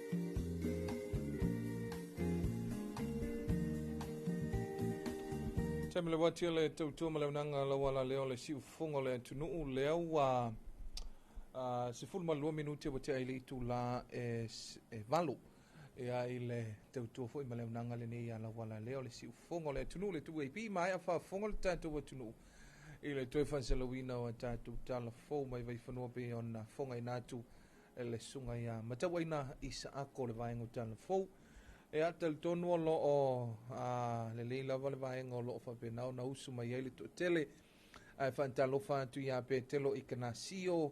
Good morning from Manuia le tu ele ni taiao ia lia ia solofa. Good morning taiao fo Manuia fa talofa tu la fionga ia ai me se ai taiao Manuia alofa atu Manuia ti ultima faiva fianga ai Manuia foi porkalame fanga solo fianga ai. God bless Seta Vaya. Good morning. Manuia ti ultima faiva le fianga ai le nei aso fa talofa atu le fianga ai le ali o ainga fale tangwai me se foi Paulo Ioane ki ora uso fantasia tu au kilani sa ia ma lo se vo Manuia ma lo foi e lunga le YouTube channel fa talofa tu ia sia ma lo le soi fo Manuia le ni vai ngole tael ila to uma ma vutu mai lunga o tanto social media platforms. Good morning tang falava ia talofa good morning good afternoon ia pe good evening for ia wa ese uma tanto taimi ia le nei foi tai au le wa ma fantasi mal to fai at Filipepe don moi mausu ia wa foi le nei vai ngole tai au fa so foi good morning ia mai lo tai au te Fili ia so I for Manuia ia so I for lau foi lau sunga tupa in nei tai au ma lo le usu so I fa talo fa tu ma fa fe no ia tu ia ile mai mo fa fonga mai se tatu tunu ia taina le fo ile ma lue mali pa ia o ila tolo ma ua tatu fa salonga ia ilunga penga ta fa ilangi so se fola ma lo so I for Manuia ile nei tai au vi ile le so I for Manola ai talio la ofisili tu pai ia wata usu mai le tai au tu lo fa fonga mai o fai si palasio timunga fa finga tai na usu ma nei malulu de ma nei le malulu ia a ua mantova ole sole pe e sauno wa usu fia wa ka usu fia mai ko tu sai ele ka kangi le alamo la telefone alo ai lo le melo tu never ngo wala wala va ia ai wa ke ile rangi tu wa ke ile rangi lo ka fai ya ku va tai o ai se ale fia le nei aso esa ai upola u fai upolta tu nu e ole aso sa mo miki ai ya no ngape fai mai ole aso nga fa wa fa po o ngai luilu makaru mai ole aso ngai olo waso e ale na usu fia mai o te lo ala e make umara wa ngala le lo tu po ia wa e fe o lolo fo ta fia mai lola ko o ai se ale fia nei tai au ele ngata o le timu e a wata ala mai ai ke lo Paulo sta o ka lu fo era ka ke usu e sa la we o ana mato wa o le sunga ya lalu manu lalu manu lena nga ia tu fa nga solo foi lana nga ruenga masani o le piki mai le o le au fenga ruenga ma ko mai le ai musu mai manu ia tau fa mai mali so uso si ia ruako si va ai si va ai po wa mai o yo le fa oso ki piko fa oso au piko lu ma fa ia ka ko afe kula mo la won ma to mai wa afal fa pe se ka ko mo la va ai ya kai minga ngai piki mai o ia la lo mango le moi ale lo pega ku al masingil po ako pe mai mala no mat mai mo fa ko ia la lo manu fa vai ka mo ko ia ma wa ku lo i ra bank lo ku ta o mi ma me uma fa pe Fai lola ia le mionga ale tinai Rosie le tele na fai insufficient fund wo popuni mo ko ile e wange ilo a kwere ki ula ku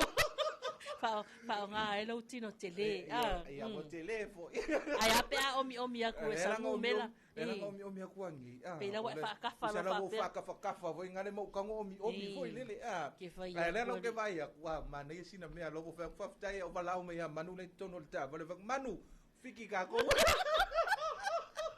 ai le ti ola. Wa sau fia vo le mata vale nei tai au. Ia matua ia stai mi fo ia le to mauna mai mo le tanto tunu le tanto li potil market. Le na uswa I mai ai. Sau e piki la wala lo manu. So le morning. O wasa so I tono ta vale mai. Morning Taf. Morning. Fa pe e sa wala mata vale. E fa ia mo ki kilo fa pe wala te no foi ona utafa. Fa ia mo ki kilo fa pe. Ore ngai ko malo. Ai sui era ki ko malo. Ia pi wo fai mari. Fa pe e me manga ia le wa fia ai ala lo manu. Ia o fa glore o malonga sia ki la peng. Ma ko mai velo ko ia ko sia ki oi. Si se vali usala e anu manu fa folta mane. E alu masa o salo foi dele. Wa ko vai ko ala pi e popole. Ma ka uma fofaua o fai o vala au vidi la lo le ki o ka vale o fai aku manu vai po ngalo le pi. Me le le mankua. Fai ala ia siakia. Vai ku malo le ai la o le mamafa. Era mai la malo mai. Kai ari ku pa. Do ia ka ko. O ka lo ve ka ku kiri sia ku la si fa ko ska ko ki fem e ke no kala manunga fa mo e fa me ka ko wo ku ka la ngolo si pi e o fa e o fo se ka ka ngare anga o la na sa noanga vo ina na fa ya nei ma to mai malo li po te marketi ma to mai ha ku pe ia la ka kala ia se fe ia ka ko wol pankeke pe ia la makala mai pi ko le man mai le ai le o koe kala nga le fai nga venga fa de ma sa wala ta vale ele ma se afe u se le nga tu lo uma mai fa le nga ya fa yala e ma wa ho ya oi e sa o kala le puisu ale king puisu hawa ia ona itala fia le va fa mai el tatu tunu wai se ale fia ona urua I pe o nei tau ia le te o fa pe ma na tunu ko le me le tala noi lo va ngala ia man tuale na so malolo ia fa I lo mai ia ia la tanga ta sama ta poto ia so malolo ia so fia o nai manuti vo ngai mau mai au fa foi ngo mai ia pe o me nga le sa ola le sa mau el penicini ia mata fa wai ia o le asola nei ia o te lo ele ai ma se tanga ta fenga wenga malo ele usu fia ma nei tai o le asola nei le sa o vol talo 1 day billion ia e au o le na matanga wenga ile vai asola ne te o le ala pe fa aus nga ta vui le lava ia sol toi foi me nga wenga ka wanga nga ka vui le o ala ka ku ka pa ka mo kwa kele o ka ko office ele ai ma se ka avale nei ma se ta avale so ai o ka milo tu ai tala tu nafi I tu al pito I tu al sole o lo pe wo nga I ko o la ka avale ai o mai fenga ia vi ia le va tai le ila na fa so a o le lei ia mo tatou io tatou ve o masani ai I vai ngo voi nai pe pa o le me taulia alu pe mengi long awa asia kia ko ATM asa vai mai na sulu tala kala mai lang sul kala ai pa o le me asa silipi ia la fiki nupi fa fiki le SCP fiki le Roland fiki le wai si fa le Roland ka mai fa le Roland pa o me ia fiki uma pe mengi ele fa pui oi ai misi lo pe mengi ia sa telefone hello e maua ku tu e se ka walo awala mi o le anga ele fa pio le ulua I pe anga awala fa pe awa ye le stanga te fa pe na el ko nga me foi ngani fa pe o le sifulu lua fiki ele pe nga halu wala ka amilo le fia ka amilo laka ile se fulu lua sulu le ka kusanga le fiki le pe sa uma le se ka walo fa ia awala mi o le vai ku me nga fai lua li fa le pe mengi lo nei tau sanga wa fe lu su no se manga ia si me vero la ku kala mai e vai ku manga ia mo wala lo ai a ono lang kokongi whakaalo reanga ilo inga. Ia o le aso le tupu. Ioi. Aso le tupu nei aso le aso foi ia e tino umai matanga ma faatanga umai ia a fuafuanga mai se o paketi ia mai se foi le toe tapena nei fana ia onga vai toe pau nei le vai aso ia le wa aso lulu nei aso tofe soraile ma le vai aso ato le vai aso fou ai e loa onga le fana vai aso tua which is ole aso luo o February ia solo wa amata fo na mingoi ia fainga faataunga nei matua wa u ia whatever ngai la ulisi o fa o ngaro kengi o fa ai ngo fa kari le aso ngai le aso la ngai e kingi e tino o mai u plan na yai ma u fo ngai ora vai au tailo e tutusa u mamata o matua ia moni o wa le tulanga le na o le paketi la wo uma wa yesi ma tu fo ye wo uma fantasia le paketi mo to fo a wa le na o fa ele fa pena o fua onga a wa ye va nga fo ye o le pilia onga o le recitala ia me se fo la o stationaries po o mea onga nei fa na wa e ai ia fa na fo ye o le wa ilunga le a fo lengua senga matua senior levels e la vaenga fo popo fo o stationaries ia o le tulanga le na o le fatali tali uma ia nei matua ia a me se fo le malu si tato wa tunu ia fa malo to fo le mtanga luengo o le mof mtanga luengo tupe fa tai de alofa wanga ka e melo ganga luenga ngai vidi o oilenga ngai vidi ai o vidi o sau maka na ka le na va aso luas fu maltasi o le vai aso le o le tutongi ma le aso le e mo waila te tupe ia ngoka ia bon mero fa nei el tatu ia mero wo ye nei tatu wo fisa wa sidi va fala ire ia ai pe ama ia ale winga la o la utala ho ilia ia wo ese vo ile spili el tatu o fisa no ka ke ile sau le solo ia fa solo mai ia e pe mawara e pe lu sur sen ala la tu pe mawa ia la mawara ka ire o le spili na lua felo surono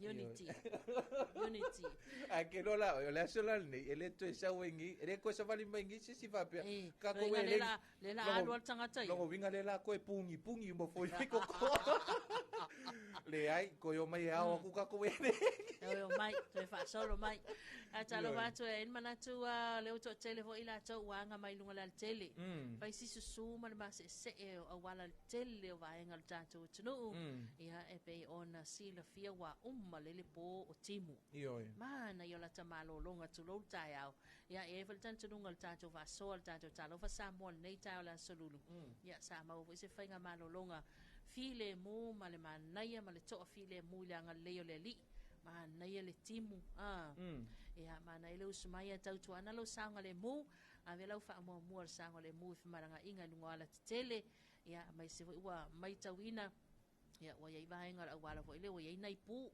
tu lo tai au wa ia nai o mo fo ia ia onala e to ai le vai ia nei te ua ngalo ia te oe fa pena vai ai ke ia le alo wa alu fa pena pa alu fa pena ia o vaenga na a Talofa tu fo ina ia li imata mai te imaro malo ia ina to te fai lunga le tele a wal fa so le mai o le anga mai al malo le atu ia good morning malo le usu malo fo le on sai ia i te mafaiva o le nei tai au ia vaenga le na pe fo ia ona tal no to fo i male sunga ia te Filipepe le nei fo i vaenga le tai au ia ona tulanga fo i pe ona ta oto mai ta to report o talo tau ia ma vaenga fo i le tau fo i le nei fo ia so tal tonu mai alfa tatu se sino fa fianga le nei mai alfa fianga nei fa fonga tatu watunu ia i le tatu reporti i le marketi ia wa foi por kalami fanga so solo al tatu wala leo si ufongo le tunu ia mai ia to fa wo foi leo le tatu fa so masani ia i lungo le tatu Talofa Samoa me vai mal fa fianga o le sufai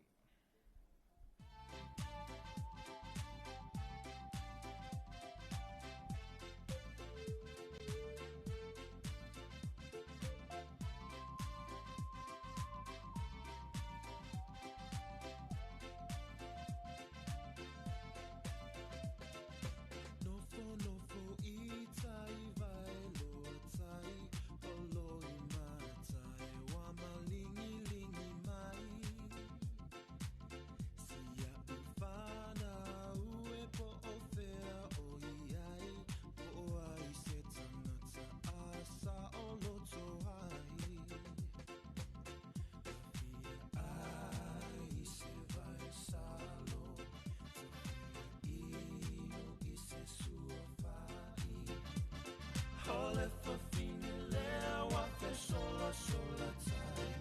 Wawa'ai ua o tino mai.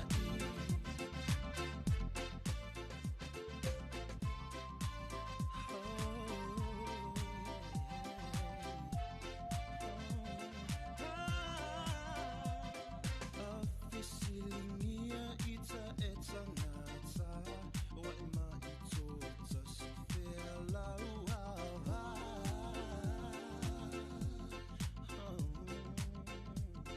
Ayota lipo yota tu ita ngata lefa finela e alo fai lau fala. Ai se vai salo, ino e se sua fai. Ole fa fine lea wa fe sola sola tai. Wava ai ua o tino mai.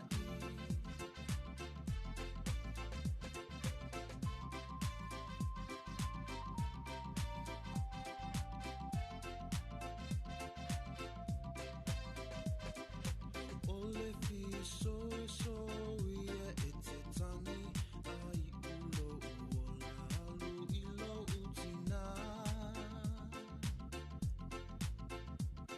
O moli o alofa ilo aina, o mali ilo loto lau tau singa. Ai se vai salo, io e se sua fai. Ole fa fine lea wa fe sola sola tai. Wava ai ua o tino mai. Ai se vai salo, io e se sua fai. Ole fa fine lea wa fe sola sola tai. Wava ai ua o tino mai.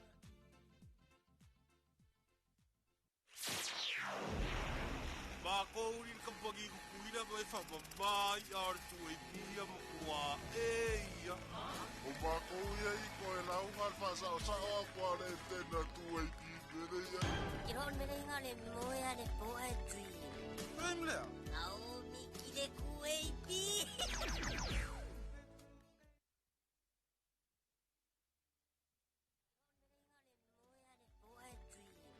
Em lea. Naomi ki le kueipi.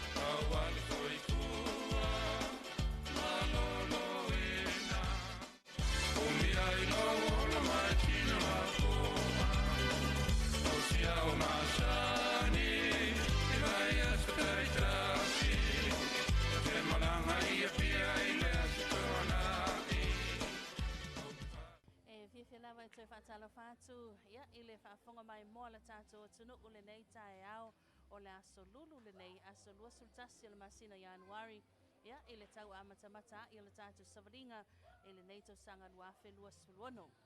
Sila mai la tātou tunu ule nei tae au mai sila mai moa mai a tunu mamau ia o le otoi amatalia le tātou ripoti le tātou maketi funga le nei ia awale longa pui le ina la tātou tunu tulanga pe ona iai fua whaele leanga ia a mai se le tele o tamau ainga saa mai ia i o tātou lau whanua ma tātou lau ele. A lela tātou wasia ia le vaenga tonu e pe ona ia tātou mea mata ia ele nei tae au.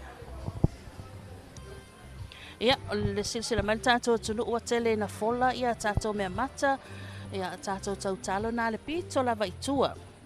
Pito itua le itua mea mata tātou tau talo na ia tele le whaipaka.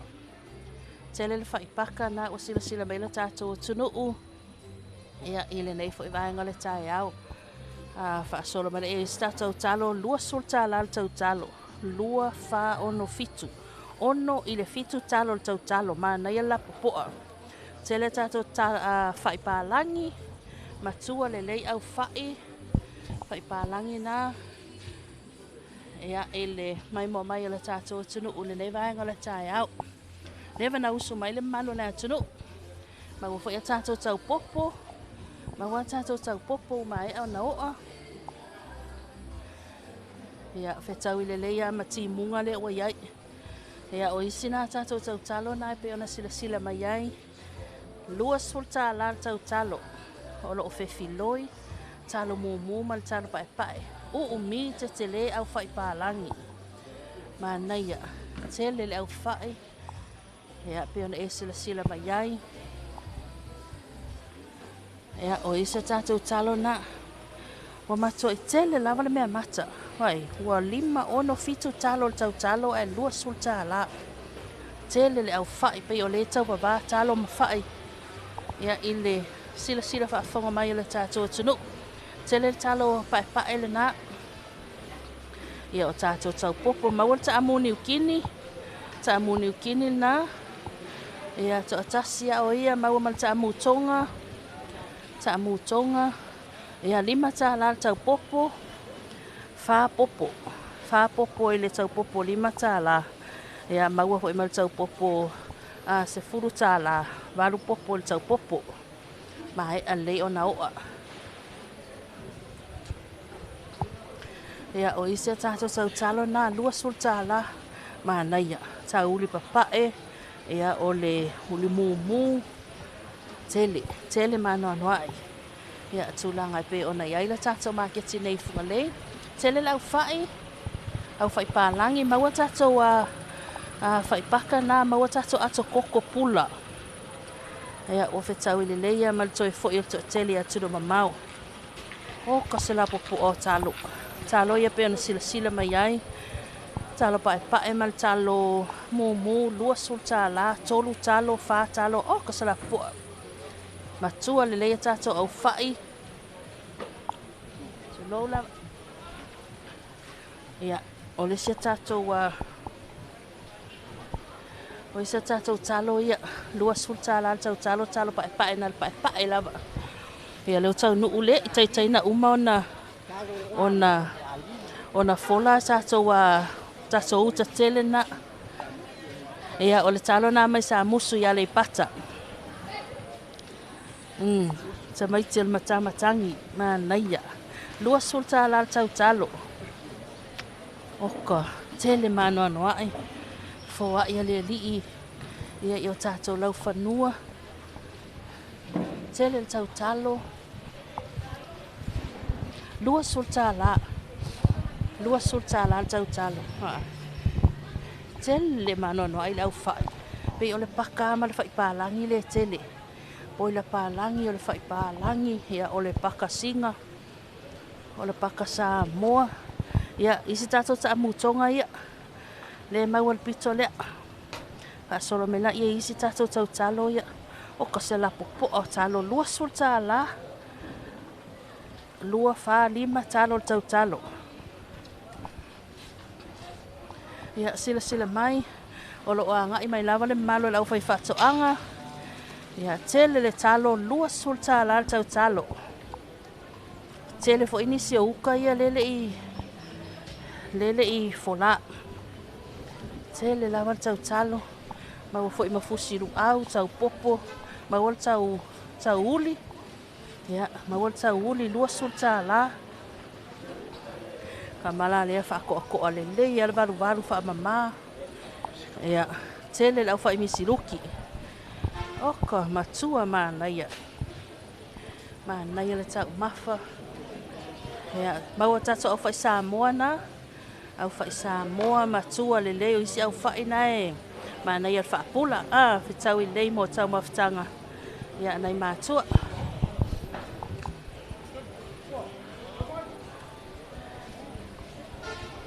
Au whai le la umi. Ia. Sila mai tātou au whai na.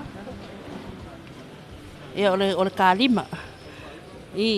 Kasi al kalima le tono tato maketi taimi nei. Matua le lei. O kasi au le lei.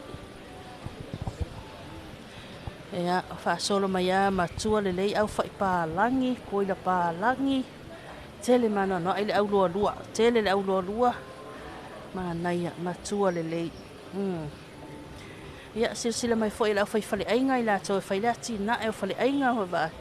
O le talo le tasia na o talo pai pai. Fa talo le talo lua sul tala talo. O ka se ano ai sole. O le onga to tono le vai aso la so lulu nei e matau tia palasi mai la fai fatoanga. Tele au fai paka. Au fai Samoa. Ia o isi tato talo ia lele i mai ona fola fa lele.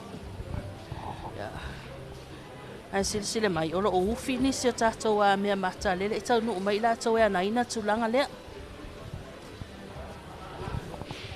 Tu lo lava. Oh. Ia o le talo mumula le i pikole. Mana ia au lele. Lua sultala talo tau popo. Mawai male tauanga. E la kwa popo la kwa male tauanga. Tele au fai paka. Ya na o tato talo na lua sultala talo. Le mau tato ato ulu.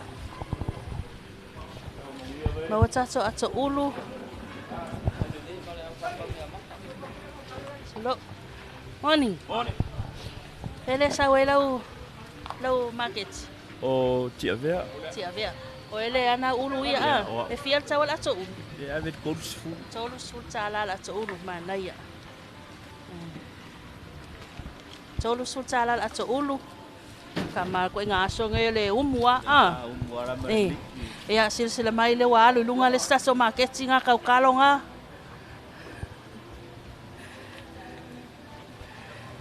O le tele o isi au fai pisinisi le anga i mai mawhaatau tala mo chips. Whaatau tama. Ia fai lo waso. Ia. Morning. Pere sa we lau marketi? Ia, o sa anga si umu. Sa anga si umu? Ia. O le whatua au mai ne tai au po o le na... Ia sa o lei. Ia, o mai ne tai au. O le asa moe moenga tulanga peo na ilo marketi? Ia. O le tau singara vore a inga, ia, sosani fo i mea le kālesia, ia, o mea whai o le nu. Alo, whaftai, ia, anga leile ali i lau whaatau ngana nei as, brother, ia lau as. Lua sulta la tau talo, mai sa anga si umu. Sila mai oka se la popua. Ia, matato tau uli ia na o le mu lava. Na o le mu lava. Ia ole sila mai mo mai na tato tunu ule nei tai au ole onga tonu leva yaso ia ise ata fo epe na tuina toil tato li poti ma tato marketi funga le nei ia su mai matala mai au lo tele mano no ia tato me mata talo fa i popo lu au tawanga ia mai se fo le tu tato fala au aina fala au tama famata maleano no ai e fai e lau filinga ile nei tai au ai o tato li poti atu na man tato marketi funga le anga leile ali tiu te mawhaiva lava single nei aso amaria le li tau whaasai fua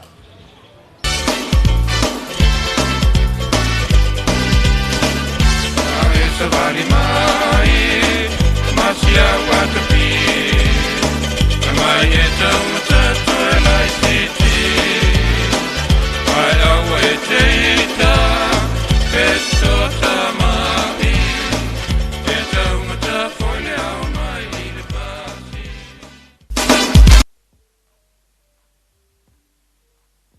peso tamai tau matatu au mai le pasi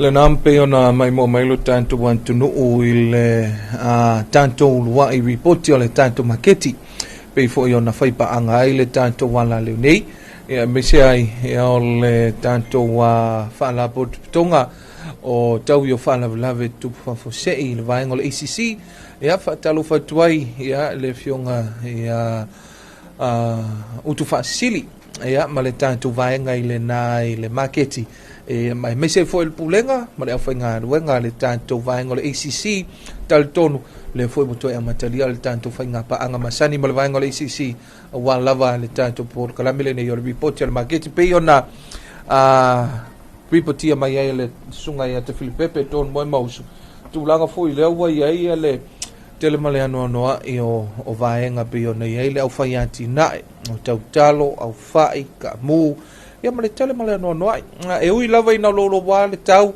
pe ona tau sila fia o le ana ta wenta fili ia wale fa tafa lava pe solo muli le report al tato market ona le vai aso le nei male aso le nei o se aso fia e to Filipepe o te I oi lau sau no anga tupa ia awa moni mau mai le tato tunu o le tato lua reporti ia o le tato marketi le nei tu sanga lua fe lua suluono o le ata le na o le tau tonga le na ia e pe ona iai e ui lava ina palasi ti munga ia e le nei tai au e le fo iai le anga I mai ala a sila tupa iai e o le fitu valu talo talo le tau talo lua sultala e talo fa pe ia nasa sila mal tanto tunu la popo fa pe mana ia Ola semana ia. A ufika atu la ia te au. A alue wha atalo tau talo. Wa kale lo po fil tau talo wha akau. Ka wha pesa watu tusa uma. Watu tusa uma tau talo. Tele le talo. Ia talo mumu. Talo pae pae. Ia o uli. Tau uli fo ilala ia. A ka ngofo le lei wha ako ako. A le lei wawalu mua kamai. So le. Ia esa ka ako atu lou tai au.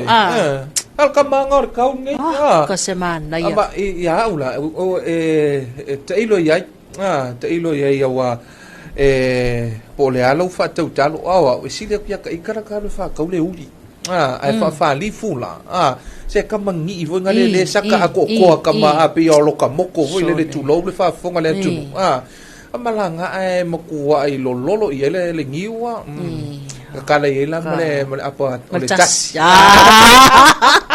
le tas ya sa ola ya kala foi ya kanga me api fa ke winga la le kelo le nyangi ya o ma upu faila utala tu pa iso le wa lo nei ta to report ia wa utaule wa tuaila ula fa matala vo ia so le ala tu so le muanga waffle e fangale amazing le anga le o le atua o ka se tele malana o le winga na la fa matalanga ia e o atu tato me pu e ata I ko pe ala se e amata tuala amatanga wa tu sale na amata mai mama so e pito itua ia e o le pito iluma so le taule se vai nga manoa tele o le au fai fo ia tele le au fai palangi poila palangi au fai misiluki au fai Samoa ai fia le tau le au fai wo le fau tolu sultala fa sultala au fai la popo ala ye o mi ya te tele fa pia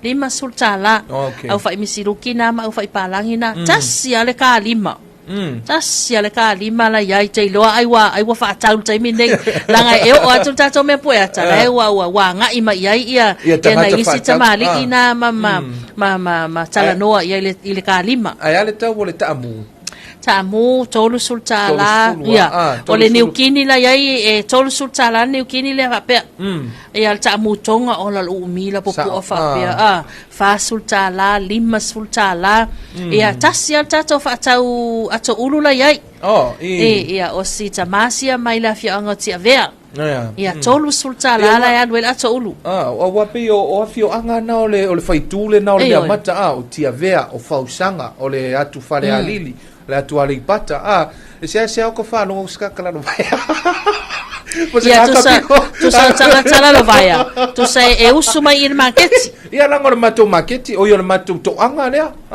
o le mea moni ana o tele ko sai ko ko e mako ia ai mai o ko fa ka ia malesi me ka ke sau fa pe le la o mangoka nga faila ka piko lea mo umanga ngai o mele piko lea fa so so roi fo le si piko lea fa so so lo benga pa pea kala me kanga karije ma umanga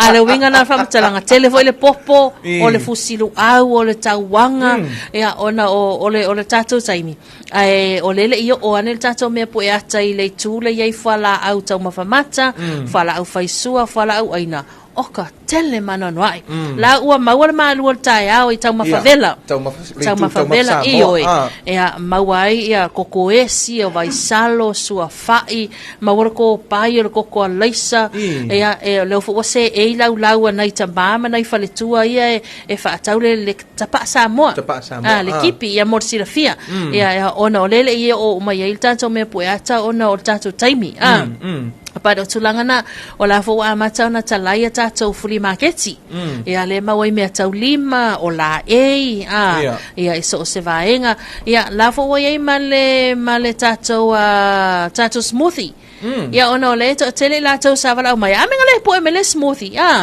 pe tu ia kusala e mauteanga ia se mai ala fato ata nu atu lato ta avale ia awatu ia tu la lato ia awa vave mai ia na matawanga i mai e tultuli mal tato por kalame but anga ia o le na mawal tato me po ata nisi ta avale la ufai pisinisi fo ia fai le chips ia anga ia tu fa ta mal talo fai ia ngole la to ia fai la to chips e fo isi ukala wa ia e uma ia tal no atu na isi amo to ina fola isi uka ia fa mai o uka ia o tangatalo te tele ayo man fa putu no already fa tau la fa tari ia ta avale ia to piki ia na e pe ia vaenga na wa moni wa pe o le na ta moli mau foi ka ia le tausanga wo tuanai ile tanto reporti for market e fesilia kui i kangakalo i tu lo fa fonga mai le tunu fa mai le o le kankalonga vaenga le pol tau mesina mai se fa tel malu fa enga tele mai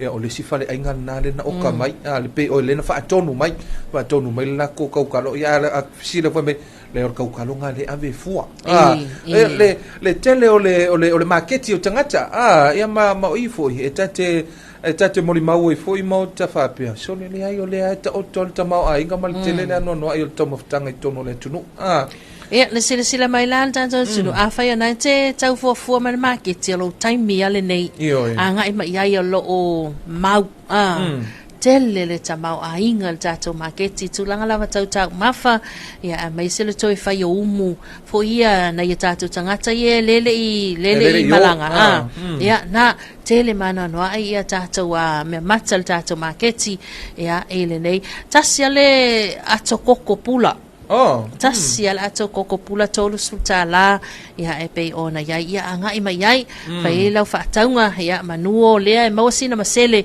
ia ole nei tai au ia ai Talofa toi fo ile afionga ia tu fasili palolo tita rama ia ole tamaita ipule tato marketi ia mai se foi lau fenga wenga tato marketi ia malole usu malole so ifo manvia ia ele nei tai au ia wow e pe ole tulanga mana ia na o tato marketi ia nei tangata fo ia atu e fa taule me mata te pena i umo i la tu veto fo ia ta milo i fala ia ina te fa ako kusi va ile ofu si kamale kamale vai sanga of kingo pe vai sanga me alo fo ile le alu mane kele le ula fala le winga vai le fam talanga le mana ia o le ma tasil no fo ai mo mai mea ia we fia ai se luau ma se talo o vela po se umu to ma Samoa ia o se si fo le wa ko fia fa tau te pa Samoa ia ki fo i fo ku mangurunga a rifo na le mana ia na o market uma na fa tulanga le vaenga ia ai me se fo ia le fionga ia utu ia male tatu vaenga na market ia pe o tulanga na ia le ai vai o le fa ele o fo i tonga ne ai ele o fo i tonga te le tul fa matalanga ile anga ia to le mamalo la fa to anga ia ai mai se man to le ia onga tele le whanau la e peko solo ai o lena maua i la taita me po ata tele le ia o kama iskonti venga kamalanga vai mo ea nga fesili atu al tangata le to va tau fil tau talo ia kusa le tali lon tama po lon tina lua sulta la tau tala ma ala wa karal pepa venga le lola pepa yes mo vai ala wo sol kama i mea lea ile kala se i mai le kanga pepa me ia le tama ofea tone ma spoki ya makwai kama sasa wa kama ai mana ya o wa o le au mai nei tamaiti nei ai nga vo ina ele se no fol fale va ai tamaiti ya la fa pesti ya sta mamastina tato wo tato wo fa tato talo mo tato tupe tato mai fa tas ya mana ya na il tulanga na fa malol au fa yatina fa malol au fa to angal tato tudo umal tato marketi fungale ya mole sapalaina tulanga tau mafa ya so savanga elenga tawila ya ole fua staimi ol nato sanga tato lipoti tato lipoti mai sale longa mo tele sala fai ya si tato asia po mai wa ole sina vai ole wa o toi fua ngal tato wala leo ya ole foi o to fua ngal ia ele na ole maketi funga le foi la tom fa sia simel maketi wi foi foi ona fa la wiloa ia la to ole foi va mai fa pena to filio le fa malo mai la to lungo le tato YouTube channel ia ole ma futa mai ia maalo te sau fa pe mai ia o kasetele male anonoa io me aisa mo fa ftai ia mole le foi au nanga o lo fa talofa mai fo in Emia Yeremia fa pe mai morning my sis manuia nga luenga o le nei aso ia alofa atu fa ftai mol por klame ia fa talofa atu fo ia Josefa Lawano ma lor so fo manuia le nei tai fo ma lo fo le tiute ia a me se fo manuia to aso ia o lo mafuta mai ia in Hamilton ia o to tele ina tu lo mafuta mai lungo le YouTube channel to pai faftai te le lava nai ainga ia nai wofo i mapaanga i la to lo mai mo mai lungo tanto penga te fai langi ia lo fatele atu lava ai o la solo sulta sinei ia e fai la ila to fa sino tono ia ile ne yaso yaso i fo mas fa nau ia le fa mani anga le mai ya malia mau fa mani anga la fa nau le fa fine ya moenga le sala Fabiano pilitati no foali ima vayusu o le viinga man fa aftail tapa usili le langi